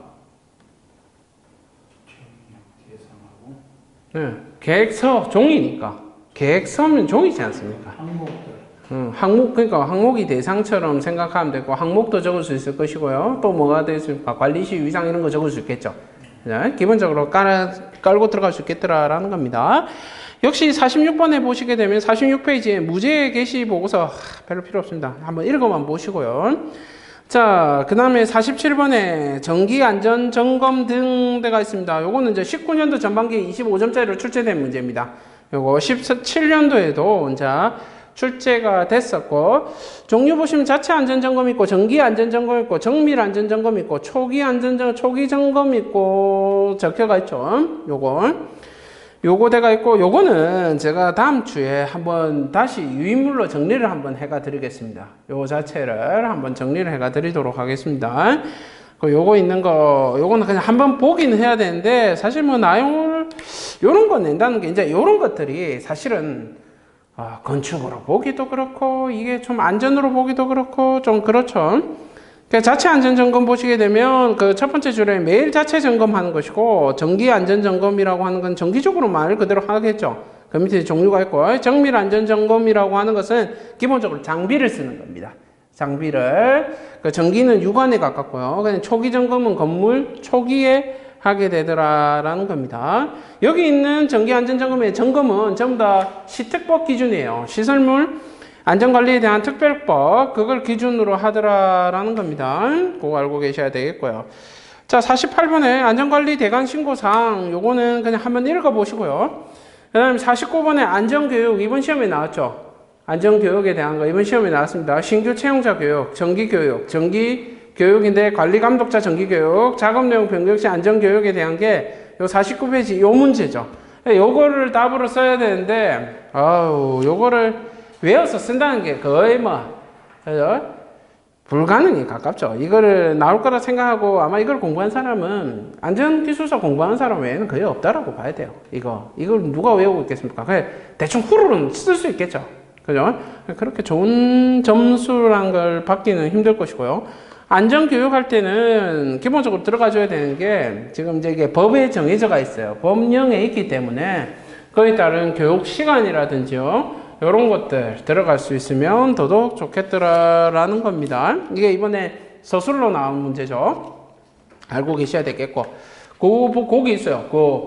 뭡니까? 전체 모범 답안 보시게 되면요. 모범 답안에 저번에 맨 뒤 페이지에 아마 있을 거예요. 그게. 맨 뒤 페이지 쪽에. 4교시 쪽에 어디에 있을 거예요. 그게. 안전교육에 대한 것들이. 4교시 문제 중에 아마 내 기억이 4교시 문제로 알고 있는데, 아무튼 그렇습니다. 자, 그 다음에 51페이지 건강진단, 요거는 그냥 보시면 됩니다. 요런 거는 그냥 한번 안 봐도 되고요. 사실 요런 것들은. 그 다음에 이제 안전인증에 대한 거. 자, 안전인증에 대한 거는요, 다른 거는 별로 소형들이 써먹을 게 없는데, 그 안전검사의 밑에 보시면 안전검사 주기가 있습니다. 안전검사 주기, 이건 좀 알아두셔야 돼요. 그거 보시게 되면 건설용, 그거 보시면 타워 크레인, 건설용 리프트, 곤도라는 6개월마다 검사한다는 거, 이건 좀 알아두세요. 이거는. 그 다음에 그 밖에 유해 위험 기계는, 최초 안전검사는 3년 이내, 정기 안전검사는 2년마다 하더라라는 겁니다. 보통 토목 계열은 1년이고요. 정기검사가. 그 다음에 건축 계열은 보통 6개월입니다. 일반적으로. 6개월이에요. 그거 좀 알아두시면 좋겠다. 요거는 좀 알아두시면 써물 때가 많더라라는 겁니다. 자, 그 다음에 53번입니다. 53번 산업재해 발생, 53번 자꾸 번이라 하네요. 53페이지 보시게 되면 산업재해 발생 보고가 있는데요. 거기 보시면 이제 중대재해라는 단어가 나옵니다. 그 단어만 알아두시면 되고, 이건 면접에도 잘 물어보니까. 그 다음에 그 뒷페이지 보시게 되면 55페이지죠. 그 뒷페이지가 아니고 그 다음 페이지 보시게 되면 건설사고 현장 사고 조사해 보시면요, 그 표 안에 건설사고 밑에 중대 건설 현장 사고라는 단어가 나와요. 요 두 개 구분할 수 있어야 돼요. 중대 이 재해라고 하는 거는 산업안전보건법을 기준으로 하고요. 중대 건설 현장 사고라고 하는 것은 건설기술진흥법을 기준으로 합니다. 일단 법이 다르고요. 중대재해라고 하는 거는 거기 적혀 있다시피 사망자 1인에 3개월 이상 요양자 동시에 2인이고요. 그 다음에 부상자하고 지발성 질병자가 동시 10원입니다. 그냥 우리 외울 때는 쉽게 그냥 부상자 동시 10인이라고 외우시면 되고요. 거기에 비해서 중대 건설 현장 사고라고 하는 것은 사망자 3인이고요. 다르죠? 아까 그건 사망자 1인이었죠. 그 다음에 부상자가 10인. 부상자가 10인입니다. 아까 그는 3개월 이상 요양자라는 게 붙어가 있었죠. 동시 2인이라 되어 있었고, 그 다음에 세 번째는 건설 중이거나 완공된 시설물이 붕괴, 전도, 재시공이 필요할 때입니다. 붕괴, 전도, 재시공. 이게 중대 건설 현장 사고더라라는 걸. 만약에 중대재해가 나오면 대제목 4번은 이 두 개 비교라고 보시면 돼요. 이 두 개 비교라고 보시면 되겠다라는 거. 요거는 안전이지만 한번 낼 수 있을 겁니다. 시험 문제 자체가 한번 내봄직한 문제가 아닌가라는 생각이 드네요. 그것만 알고 계시면 되겠더라. 자, 그 다음에 56번에 안전관리 조직입니다. 요건 그냥 한번 읽어보세요. 안전관리 조직이라고 하는 건 우리하고는 좀 사실은 좀 거리가 있습니다. 문제 자체가. 그냥 한번 읽어만 보시고요. 자, 그 다음에 58페이지 보시게 되면 작업 환경 측정대가 있습니다. 작업 환경. 자, 요거 자체가 시험에 나올 확률은 조금 떨어진다 보셔야 되겠죠. 자, 그렇다 하더라도 우리가 봐야 될 건 뭐냐면요. 좀 알아두시, 한번 읽고는 지나가야 되는 게 뭐냐면 2번이에요. 작업 환경 측정 대상 유해 인자입니다. 거기 보시게 되면 화학적 인자 있고요. 물리적 인자가 있고요. 그 다음에 분진이 있더라. 화학적, 물리적, 분진이 있더라라는 거, 요것만큼은 좀 알아두세요. 요것만큼은 좀 알아두시더라. 화학적 인자는 유기화합물이라든지 산알칼리, 가스, 금속류가 있고요. 물리적 인자는 소음, 그죠? 그 다음에 고열이고요. 그 다음에 분진은 분진이죠. 광물성 분진, 면 분진, 용접, 흉. 그 다음에 곡물의 분진, 나무 분진, 유리섬유, 이런 것들이 있더라. 화학적 인자, 물리적 인자, 분진이 있더라라는 거, 요건 조금만 알아두시면 좋겠더라. 한번 꼭 읽어보십시오. 시험에 나온다는 보장은 없습니다만 이런 건 좀 떨어지지만 서술에는 한번 써볼 만한 문제가 아니고 공사 관리에서 한번 써볼 만한 그런 게 아닌가라는 생각이 듭니다. 자, 그 다음에 59페이지 물질안전 보건 자료입니다. 이거는 뭐 중요하죠. 물질안 MSDS 이거는 그죠? 더 이상 뭐 설명도 필요 없어요. 이거는 뭐 너무 많이 이야기를 해가지고 그죠? 이 15년도 중반기에 10점짜리로 나왔고 또 시험 문제 나올 수 있는 거고요. 그죠? 123회 대비해서도 반드시 한 번은 봐주셔야 되는 문제. 그죠? 좀 봐놓아야 되겠다라는 겁니다. 그 다음에 GHS 때가 있습니다. Global Humanized System of Classification and Labeling Chemicals 때가 있죠. 그 GHS라는 저 단어, 옆에 있는 저 단어입니다. 주기에 있는 단어 좀 알아두시면 좋겠다. 저것도 중요한 단어입니다. 화학물질에 대한 겁니다. 역시 근데 매트리얼 물질안전보건자료도 결국은 매트리얼이 뭡니까? 화학물질이죠. 화학물질. 그러니까 거기에 대한 것들 좀 생각하셔야 되겠고 기본적으로 항목들 깔고 들어가 줘야 되겠죠. 뭐 적어야 되는지는 지금 생각을 하고 계셔야 됩니다. 자, 그 다음에 환경영향평가입니다. 05년도 후반기 10점짜리로 나왔었죠. 환경영향평가. 지금은 박원순 시장 그거 되고 나서요.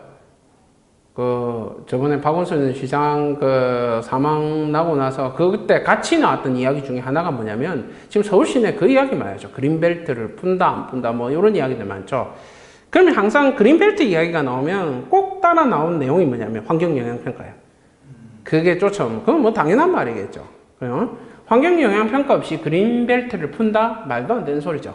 그죠? 그렇다라고 한다면 지금 이 시점에 한 번 더 생각해 볼 수 짐직한 문제죠. 그죠? 최근에는 전부 다 그린벨트를 어떻게 했습니까? 억제했지 않습니까? 전체가 그린벨트 자체를 억제하는 시스템으로 들어갔기 때문에 뭐 시험에 잘 안 나왔다 손 치더라도 지금은 뭐 그린벨트에 대한 거는 이제 한번 봐야 될 때 됐죠? 그래서 환경영향평가에 대한 거 반드시 한번 읽어두셔야 됩니다. 여기에 대해서 반드시 준비해야 된다. 자, 그 다음에 61페이지 보면 비산먼지 이번에 시험 나왔죠? 비산먼지에 대한 거 나왔죠? 그 밑에 있는 내용들입니다. 그 중에서 이제 시험에 낸 거는 뭐였습니까? 이번에 토사수송이었죠. 수송이라 딱 찍었지 않습니까? 지금 보시면 그 비산먼지의 주요 공정이 야적, 식기, 내리기, 수송, 체감관리, 야외 절단, 연마, 그 밖에 공정대가 있는데 그 중에 수송이에요. 이 수송이 이 책에는 4개밖에 안 적혀 있어요. 근데 이 책이 기준이 아니에요. 여기 적혀 있습니다만은 비산먼지 기준이라고 하는 거는 대기환경보전법에 보시면요. 얘가 그 시험 문제에도 적혀 있지만 나와 있어요. 그 항목을 몇 개로 늘려야 돼요? 8개 이렇게 늘릴 수가 있어야 되는 거예요. 그 자체가. 그 시설하고 물어본 거죠. 그러니까 최소 6개, 7개, 많게는 8개 정도까지 불릴 수가 있어야 돼요. 그게 이제 관건인 거죠. 그 내용 자체. 그거죠. 시설이라고 한 거는 뭐 살수 아니면 세륜 아닙니까? 그죠? 기본적으로. 그게 외에도 이제 그게 없지만 그런 것들도 적어줄 수 있겠죠. 우리가 기본적인 방진벽이라든지 이런 것들도. 근데 방진벽이라고 하는 거는 어디에 세우는 겁니까? 도로 쪽에 세우는 건 아니지 않습니까? 수송하고는 조금 멀죠. 얘 자체가. 수송하고 관련된 거는 도로 위에 설치하는 설비라고 생각한다면 세륜기나 살수기나 그 다음에 측면 살수기 뭐 이런 거, 그 다음에 수조 이런 것들을 이야기하는 거겠죠. 기본적으로. 그런 것들 생각하고 있어야 된다. 그 옆에 보시면 주기 4번 보시면요. 단 50m 이내에 주거 및 상가 건물이 있는 곳에는 3m 이상의 방진벽을 설치한다. 이거는 알고 계셔야 돼요. 기본적으로 그 방진벽의 최소 높이는 얼마입니까? 1.8m. 그렇죠. 1.8m죠. 1.8인데 50m 이내에 있으면 뭘 하더라? 3m라는 걸. 뭐 그 정도는 알고 계셔야 되겠네요. 이거는 이제 기출문제로 2회 출제됐고 문제는 안 나오겠죠. 또 설마 또 내겠습니까? 그죠? 혼자 개인적으로 그렇게 생각합니다. 자, 그 다음에 소음 진동 다음 페이지 62페이지 보시게 되면 소음 진동 관리에 대해서 나와 있습니다. 소음 진동 관리 보시게 되면 요건 이제 14년도 중반기 25점짜리로 출제가 됐었고요. 시험 문제. 기본적으로 소음 진동이라고 했으니까 소음 진동 기준은 외워야 되겠죠. 소음 진동. 거기 보시면 있습니다. 생활 소음 기준하고 생활 진동 규제가 기준이 있어요. 둘 다 암기를 하셔야 되고요. 보통 기준이라고 하면 공사장 기준이 있고, 그 다음에 공사장에 대한 설비에 대한 기준이 있고요. 그 다음에 요 생활소음 규제 기준이 있어요. 근데 우리 시험에서 주로 묻는 거는 이 생활소음 규제 기준입니다. 그래서 그거 알고 계셔야 되겠고, 그 보시면 아침, 저녁, 주간, 야간 있고요. 생활진동 규제 기준은 주간하고 야간으로 나눠지더라라는 건 둘 다 데시벨로 나가죠. 그거 알고 계셔야 되겠고, 그 다음에 요거 같이 알아야 되는 게 뭐냐면요. 요거는 요 표만 알고 있으면 돼요. 표만 알고 있으면 되는데, 그 왼쪽에 보시게 되면 주기 2번에 보시면 공사장 방음시설 설치 기준이 있어요. 방음법 시설의 삽입손실 세소 7dB 이상, 그 다음에 3m 이상 돼야 되겠고, 음의 반사 피해가 우려되는 경우에 흡음형 방음벽의 시설을 설치하고, 방음판의 파손 도장부의 손상이 없어야 되고, 틈새가 없도록 하더라라는 거, 요거, 기본적으로, 요거는 나중에도 소음이 나오면 적을 수 있어야 돼요. 요 주기표에 대해서 반드시 적어줄 수 있어야 되겠더라라는 거, 알고 계셔야 됩니다. 자, 그 다음에 63번 폐기물 관리, 폐기물을 처리하는 그 사이트가 어딥니까? 사이트. 이거 올바로 시스템이죠. 올바로. 그죠? 자, 올바로 시스템. 요거 알아야 되겠죠? 올바로 시스템. 요건 좀 알아두셔야 되겠네요. 그 다음에, 기본적으로 건설 폐기물의 종류 좀 알고 계셔야 되겠죠? 건설 폐기물. 건설 폐기물은 기본적으로 일반 폐기물이 있고요. 그죠? 그 다음에 재활용 폐기물, 지정 폐기물로 나눠지죠. 그죠? 일반 폐기물은 소각이나 매립 같은 거하고 재활용 폐기물은 기본적으로 재활용하게 되고요. 지정 폐기물은 지정 처리를 하게 되죠. 그죠? 그거 알고 계셔야 되겠더라라는 겁니다. 그러니까 특수 폐기물 중에 제일 그 폐기물에서 대장이 누굽니까? 성면이에요, 성면. 그러니까 지정 폐기물의 대장이 성면이죠. 특수 폐기물, 지정 폐기물. 그거 알고 계셔야 되겠고. 그래서 주로 나오는 게 다 뭡니까? 성면에 대한 게 시험 문제죠. 주로 나오는 게. 근데 이제 마지막 시험 나왔던 게 폐기물에 대해서 나왔던 게 17년도 중반기에 25점짜리 나왔어요. 그때 물은 게 뭐냐? 폐기물의 종류 이런 걸 물었었습니다. 그래서 폐기물의 종류하고 처리 방법 이런 것들이거든요. 그래서 항상 아까도 이야기했지만 시험 문제가 레트로니까 한번 읽어만 두십시오. 읽어만. 자, 그 다음에 65번의 수질 관리 요건 그냥 보시고요. 뭐 딱히 중요한 거 아니고, 그 다음에 66쪽의 토양 오염 관리 뭐 아직까지 뭐 그죠? 요새 뭐 미군하고 사이가 안 좋아가지고 미군 축소한다니 철수한다니 뭐 이런 소리도 나오기도 하고 그러는데, 기본적으로 이제 미군에 주둔하고 나가고 나면 항상 뭡니까? 토양 정화가 문제를 일으키지 않습니까? 그런 게 한번 나올 수 있지만 너무나 이게 토목적이라 좀 그렇죠. 그래서 그거는 뭐 그냥 뭐 안 보셔도 되고요. 시간 나면 한번 읽어보시고 뭐 그 정도 수준이고요. 67페이지 보시게 되면 성면 해체 작업에 대해서 나와 있습니다. 성면 해체 작업. 자, 성면 해체 작업에서 기본적으로 선생님들이 보셔야 되는 거는, 이거는 이제 19년도 후반기 25점짜리로 마지막에 나왔었고, 많이 나왔어요. 뭐 18년도도 나왔고, 뭐 기본적으로 같이 알아야 되는 단어가 뭐라면 성면 지도에 대해서도 시험이 나왔었죠. 성면 지도. 그 다음에 성면 조사하는 방법에 대해서도 시험 나왔는데, 자, 먼저 외워야 될 건 뭐냐면 67페이지의 첫 번째에 보시게 되면 성면 조사 대상이라고 적혀 있어요. 성면 조사 대상에 대해서 조금 알고 계셔야 되겠고요. 그 다음에 그 밑에 성면 해체 제거 작업 신고 대상, 요것도 알고 계셔야 돼요. 요것도 좀 알고 계시면 좋겠고. 근데 저거 위에 성면 조사 대상만 외우십시오. 뭐 그 밑에 것까지는 뭐 딱히 필요 없고요. 위에 것만 외우시면 되겠더라라는 겁니다. 그 다음에 밑에 보시게 되면 일반 성면 조사에 대해서 나와 있습니다. 일반 성면 조사. 거기 보시면 성면 함유 여부를 유관 설계도서 자재 이력 등을 통하여 일반 성면 조사를 실시한다. 이 성면 조사를 통해서 만드는 게 뭡니까? 성면 지도입니다. 그죠? 성면 자재라고 하는 거는 뭘 이야기하는 겁니까? 성면 자재. 성면이 건축자재 1%. 그렇죠. 뭐에? 최적입니까? 중량비입니까? 중량이죠. 중량비 1% 알고 계셔야 되겠더라. 자, 그 다음 밑에 준수사항대가 있는데 그 준수사항은 반드시 정리해 놓으셔야 돼요. 그 준수사항이 뭐냐면 시공시 유의사항입니다. 아니지. 해체시 유의사항이라 봐야 되겠죠. 철거시 유의사항이나 해체시 유의사항이라고 볼 수가 있겠고, 그럼 이거에 대해서 공사가 끝나고 난 다음에 이걸 판정하는 기준은 뭐냐면 맨 마지막에 있어요. 성면의 농도죠. 성면의 해체 제거 작업이 완료된 후에 해당 작업장 공기 중에 성면 농도 1세제곱센치당 0.01개 이하, 이게 기준이 되는 겁니다. 이거 자체가 기준이 되더라라는 건 반드시 알고 계셔야 되겠네요. 그것만 아시면 되겠더라라는 겁니다. 이건 반드시 봐놔야 됩니다. 그 다음 뒤에 것들을 한번 읽어보시고, 주로 시험에 묻는 거는 이제 그거였죠. 자, 그 다음에 69페이지 환경관리비입니다. 요거 환경관리비는 19년도 후반기에 시험에 나왔죠. 최근에 나왔습니다. 지금 이제 1년 된 문제. 그죠? 또 나올 확률은 조금 떨어질 수 있겠고요. 그 밑에도 보시면 비산먼지 방지 시설에 대해서 나와가 있어요. 비산먼지 방지 시설에 대해서 또 적혀가 있죠. 그죠? 그래서 이제 우리가 환경관리비 하면 기본적으로 이 단어를 이제 시험에 나왔기 때문에 다시 나오진 않겠지만 기본적으로 알아놔야 될 게, 이 단어에 대해서 이제 우리가 뭘 쓸 수 있어야 됩니까? 이 단어를 아이템으로 하나에 구사할 수 있어야 되겠다. 그럼 밑에 뭘 적을 것인가? 그거 보시면 환경관리비의 구성에 두 번째 줄 보면 적혀있죠. 환경관리비는 환경보전비 플러스 폐기물 처리비 플러스 폐기물 재활용비로 들어가더라. 요거를, 요 공식이니까 요거 하나를 뭐로 만들 수 있을까요? 그림의 형식으로 만들 수 있겠죠. 얘를 사용해주면 되더라라는 겁니다. 환경오염 방지시설 밑에 거 한번 다시 봐놓으셔야 됩니다. 이번 시험 때 이번에 비산먼지를 물었기 때문에 기본적으로 전체 환경오염에 대한 방지시설, 그 엄마에 대한 개념 반드시 한번 읽어봐 두셔야 되겠네요.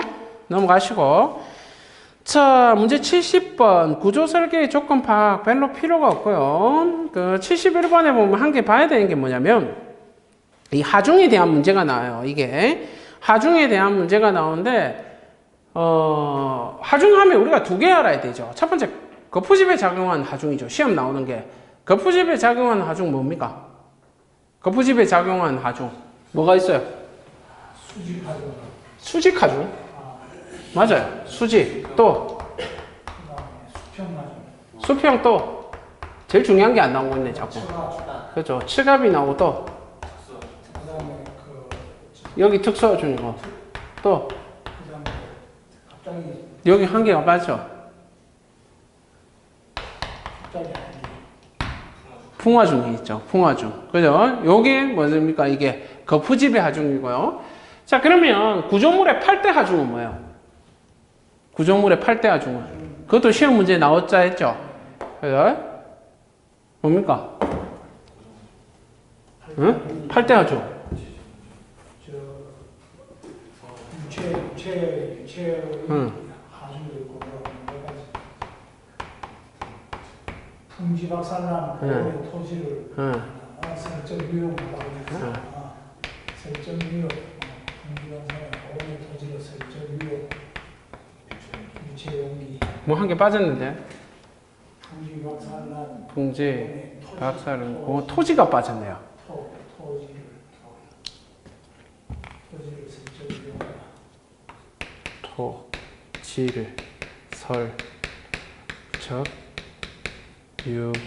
유용하다죠. 그죠? 이건 뭡니까? 풍화중. 풍화중. 그 다음에 지진하중. 그 지진하중. 그 다음에 이거는 고정하중. 온도하중. 토학. 하고 토학. 지하 수압. 그 다음에 이거는 아까 했잖아요. 지진하중. 했잖아요. 지가 뭐예요? 응? 지하수. 가만있어 봐. 아, 여기 미안합니다. 토지가 여기가 아니고 여기 들어가요. 이게 토압과 지하수압. 이렇게. 그래 8개잖아. 지금 9개 적었잖아. 그 다음에 토지를 설은 뭐야? 설하중. 적설하중. 적설하중. 그죠? 그 다음에 적은 적재하중.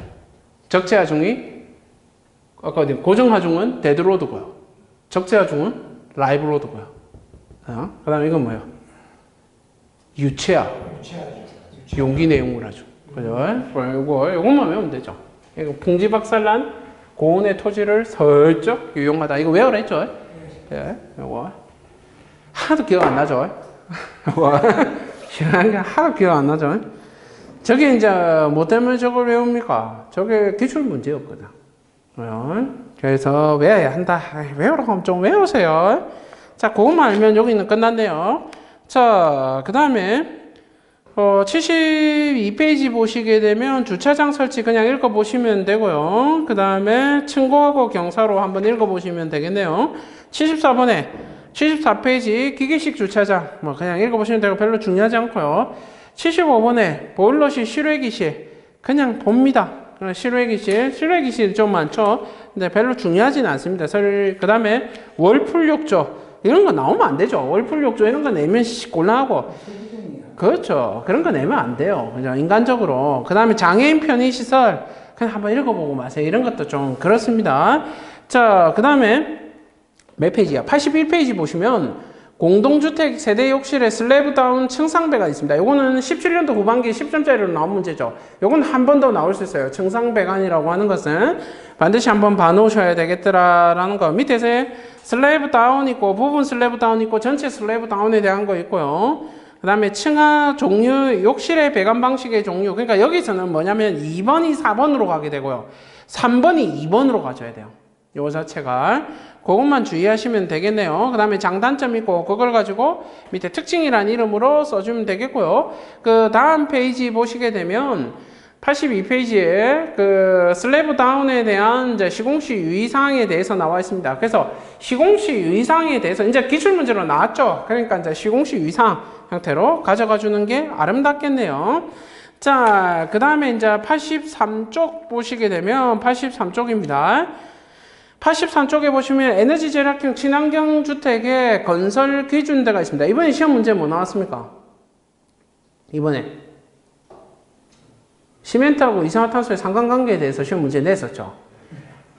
전혀 관계는 없지만 기본적으로 이산화탄소라는 거하고 여기에 관련된 게 뭐냐면 녹색 건축 아니면 요거예요. 에너지 절약형 친환경 주택의 건설 기준이에요. 뭐냐면 얘 목적 중에 하나가 뭐냐면 총 에너지 사용량 또는 이산화탄소의 배출량을 검토하는 제도예요. 얘 자체가.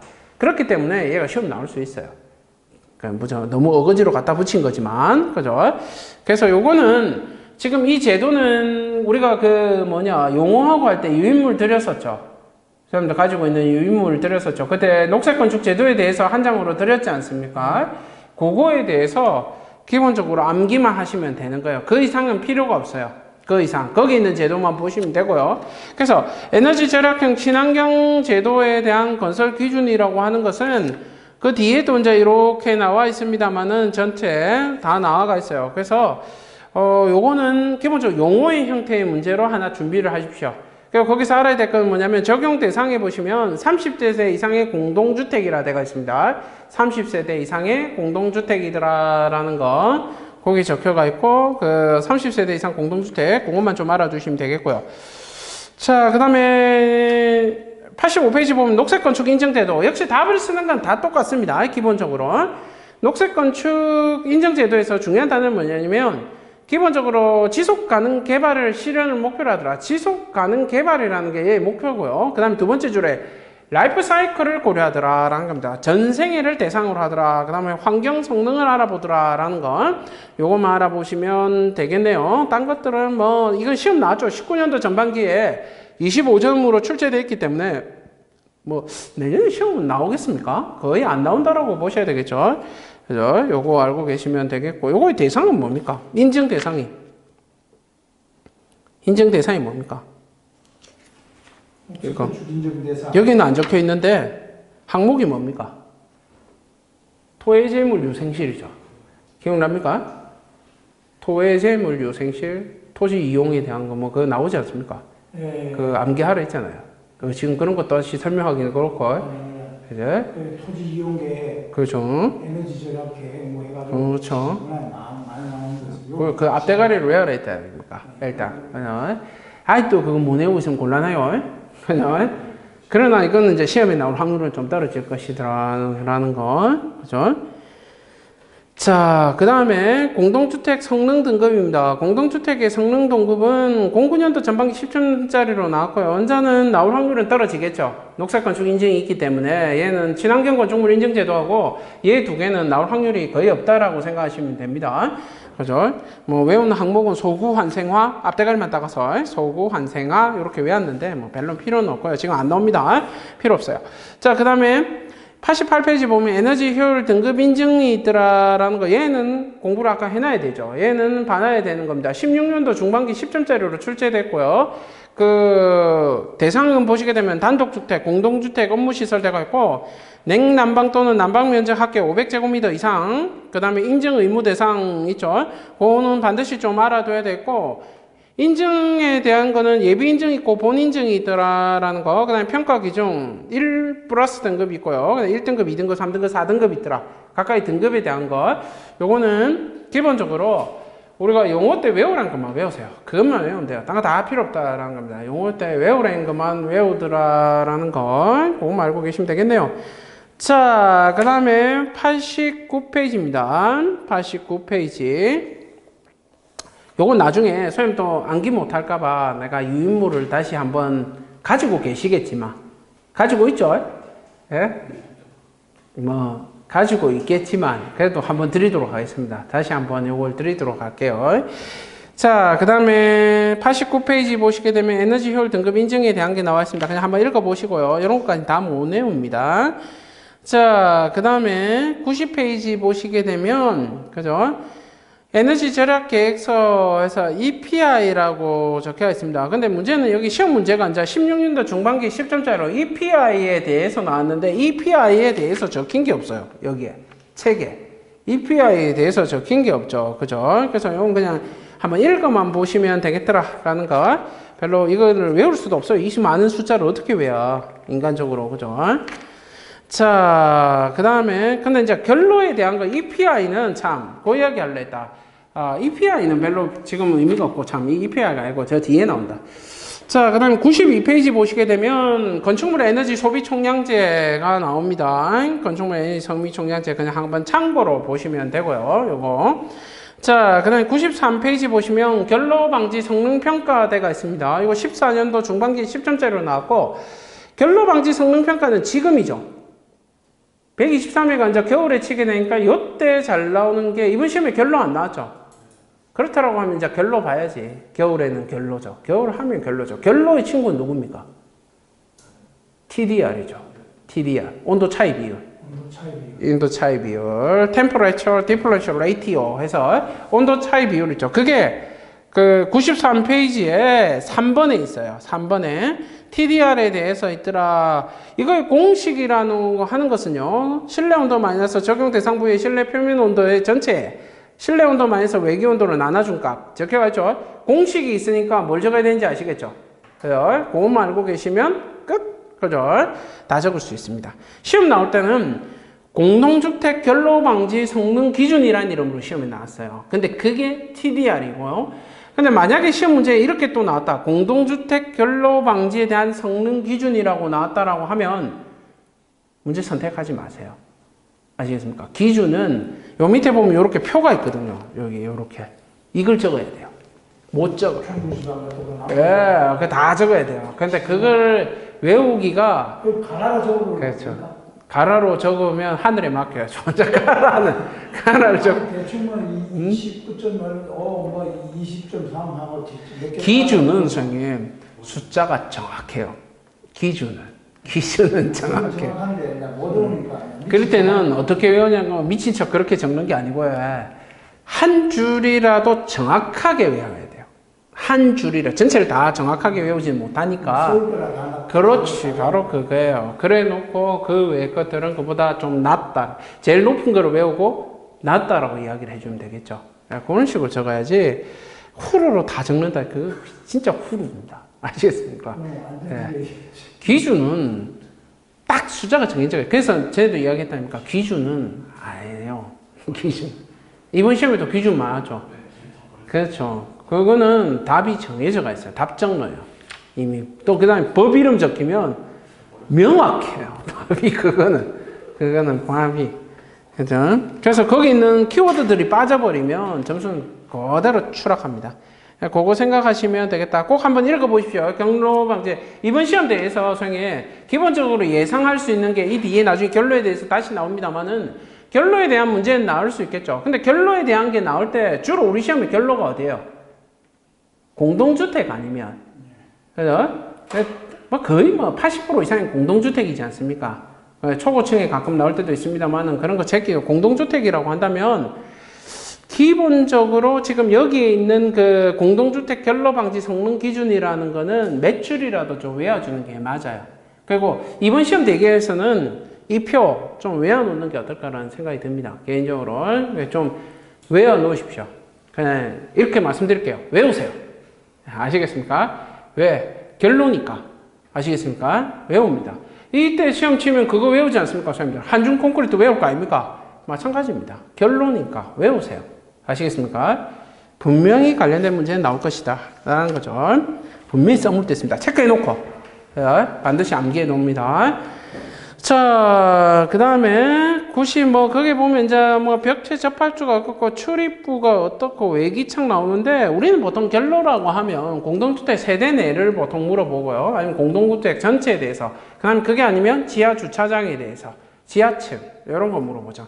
그래서 이거 좀 그 각각에 따라서 좀 다르게 생각해 줘야 된다라는 걸 알고 있어야 되겠고, 자 95페이지 장애물 없는 생활환경 인증대가 있습니다. 베리어 프리 이야기하는 거죠.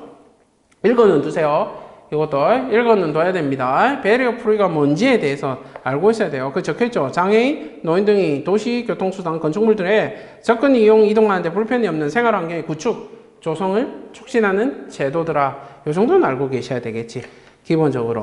그죠? 요거는 알고 있어야 되겠고. 자, 그 다음에 96번 보시면 건강 친화형 주택건설 기준대가 있습니다. 16년도 중반기에 나왔고, 이 전체 제도 중에서 가장 건설틱하게 보이죠. 이름이. 이거하고 장수면 주택 건설 기준하고 딱 주택이라는 이름 들어가면서 가장 건축스럽게 보이는 제도. 그래서 이건 반드시 알아두셔야 합니다. 근데 이게 이제 법이 바뀌었습니다. 여기 보시게 되면, 첫 번째 개요부터 보죠. 개요를 보시면 새집 증후군 그거 동그라미 쳐놓고 새집 증후군이 이거에 가장 나왔던 목적이 되고요. 생유집 증후군의 개선. 그죠? 그다음 그거는 새집 증후군이 왜 일어났냐? 공기질하고 환기 때문이더라. 그래서 밑에 보시면 두 번째 줄 실내 공기질과 환기 성능을 확보한 주택. 이거를 건강 친화형 주택이라고 하고요. 그죠? 그러니까 이렇게 되죠. 생이집 증후군 문제를 개선하여 그죠? 실내 공기질과 환기 성능을 확보한 주택을 우리는 건강 친화형 주택이라 보면 되고요. 이거를 위한 제도를 확보하기 위한 제도를 이걸 인증하기 위한 제도를 우리는 건강 친화형 주택 건설 기준이라고 하더라라는 겁니다. 이거 알고 계셔야 되겠고, 자 이게 이제 최근에 시험 문제에 나왔었죠, 그죠? 플러시아웃하고 베이크아웃에 대해서 시험 문제가 최근에 나왔었습니다, 그죠? 그래서 그 지금 2번에 보면 2번이 플러시아웃 또는 플러시아웃의 시행대가 있는데 이거를 이제 뭐로 바꿔야 되냐면 플러시아웃 또는 베이크아웃의 시행으로 2번이 바뀌어서 2번이 지금 플러시아웃의 시행이라고 되어 있는데, 그죠? 이거를 플러시아웃 또는이에요. 또는 베이크아웃의 시행이에요. 베이크아웃의 시행.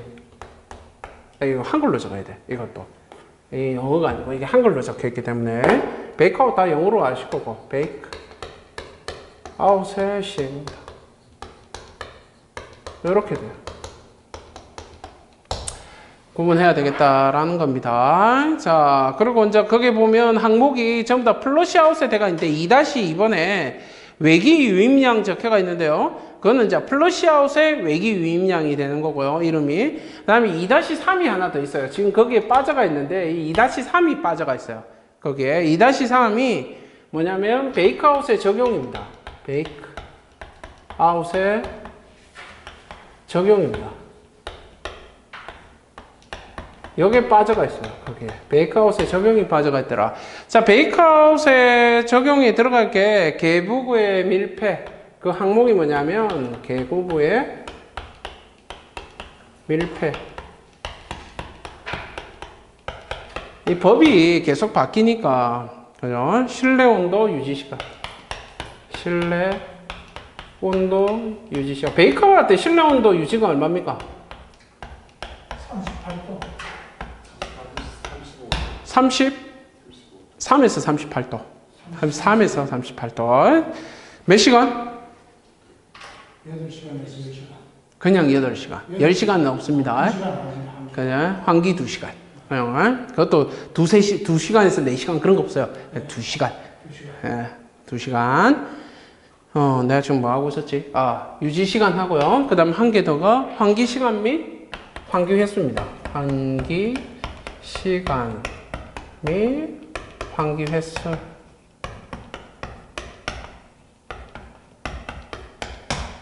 자, 이게 이제 그거더라라는 겁니다. 이게 거기에 빠진 내용. 이게 이제 법이 바뀐 내용이고요. 자, 이게 이제 의무평가 기준이고요. 나머지 것들은 다 같습니다. 의무평가. 원래 의무평가는 이게 뭐냐면 평가표에 있는 항목을 적은 겁니다. 원래 법으로 되어 있는 건 6개입니다. 6개. 6개 적어도 되고 7개 적어도 되고 1번부터 6번까지 적어도 되고 7번은 평가표에만 들어가 있는 거고. 자, 그 다음에 4번에 권장평가 기준 보시게 되면요. 흡방스 건축자재 성능, 흡착 건축자재 성능, 항공방위 건축자재 성능, 항균 건축자재 성능은 그 앞에 이제 앞에 그게 있어요. 지금 그 4개가 아니고 그 4개를 포함하는 게 뭐냐면 그 앞에 1번이 들어가는데 그게 뭐냐면 오염 물질의 유해 미생물 제거입니다. 오염 물질 권장 기준입니다. 유해 미생물 제거예요. 유해 미생물의 제거예요. 미생물 제거예요. 제거. 맨날 법이 바뀌니까. 그죠?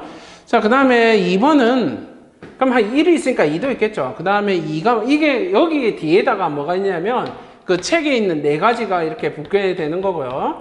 그 다음에 2번은 뭐냐면, 실내 발생 미세먼지 제거입니다. 실내 발생 미세먼지 제거. 실내에서 발생하는 오염 물질이 뭐가 있어요, 선생님? 주요 오염 물질이. 시험에 나왔었잖아. VOC 있고 또. VOC 있고, 그 다음에 그 조리할 때 연기. 미세먼지가 있고요. 미세먼지. 그 다음에 또 뭐가 있습니까? CO2. 이산화탄소 있고요. 또 한 개가 있죠. 한 개 시험 나온 거 있잖아요. 라돈이죠. 라돈. 기억납니까? 그냥 라돈이 여기 들어가는 거예요. 라돈도. 그죠? 이런 것도 다 들어가더라. 자, 근데 그 중에서 이제 얘는 여기 들어간 게 아니고, 여기 미세먼지에 대한 거더라라는 겁니다. 그래서 이거를 제거하기 위해서 뭘 봐야 되냐면, 레인지 후드. 라돈도 레인지 후드가 나왔었죠. 그거 할 때도, 그죠? 레인지 후드에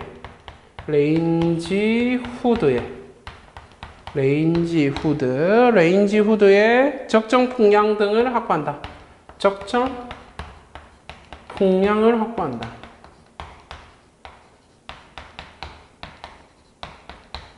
적정 풍량을 확보하는 거예요. 이거. 그 다음에 두 번째는 어디 갔냐?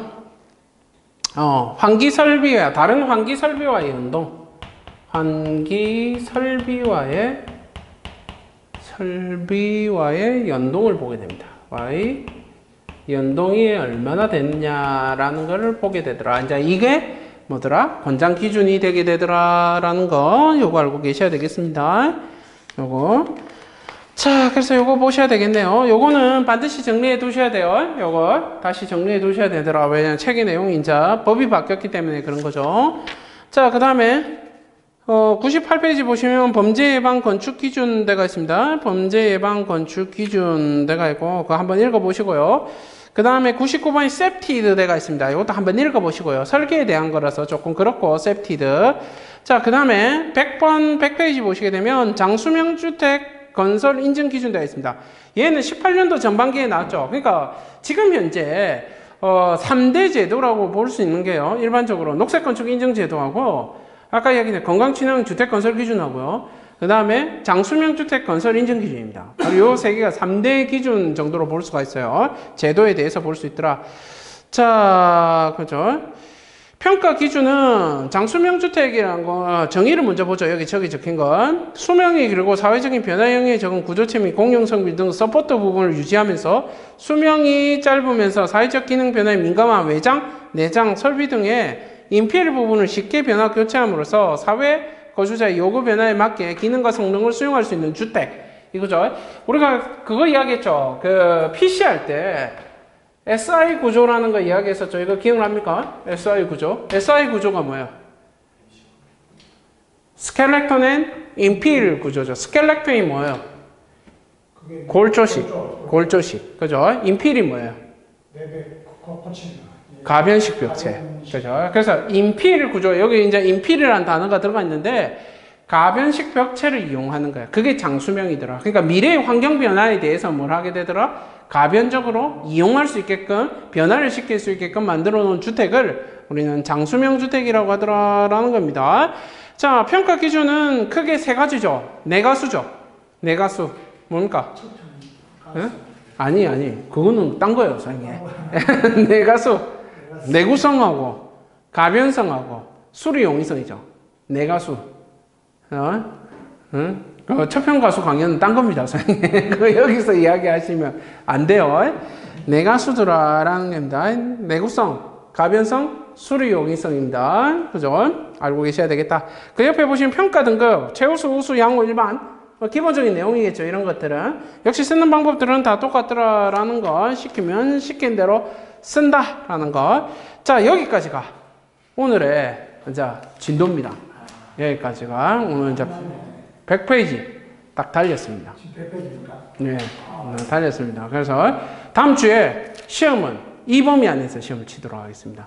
지금 이야기를 했으니까 이제 이 범위에서 시험을 치도록 하고 여기에 대해서 준비해 오셔야 되겠고요. 무슨 말인지 아시겠습니까? 그렇게 하면 되겠더라 라는 거. 자, 일단 오늘 수업은 여기까지 하도록 하겠습니다.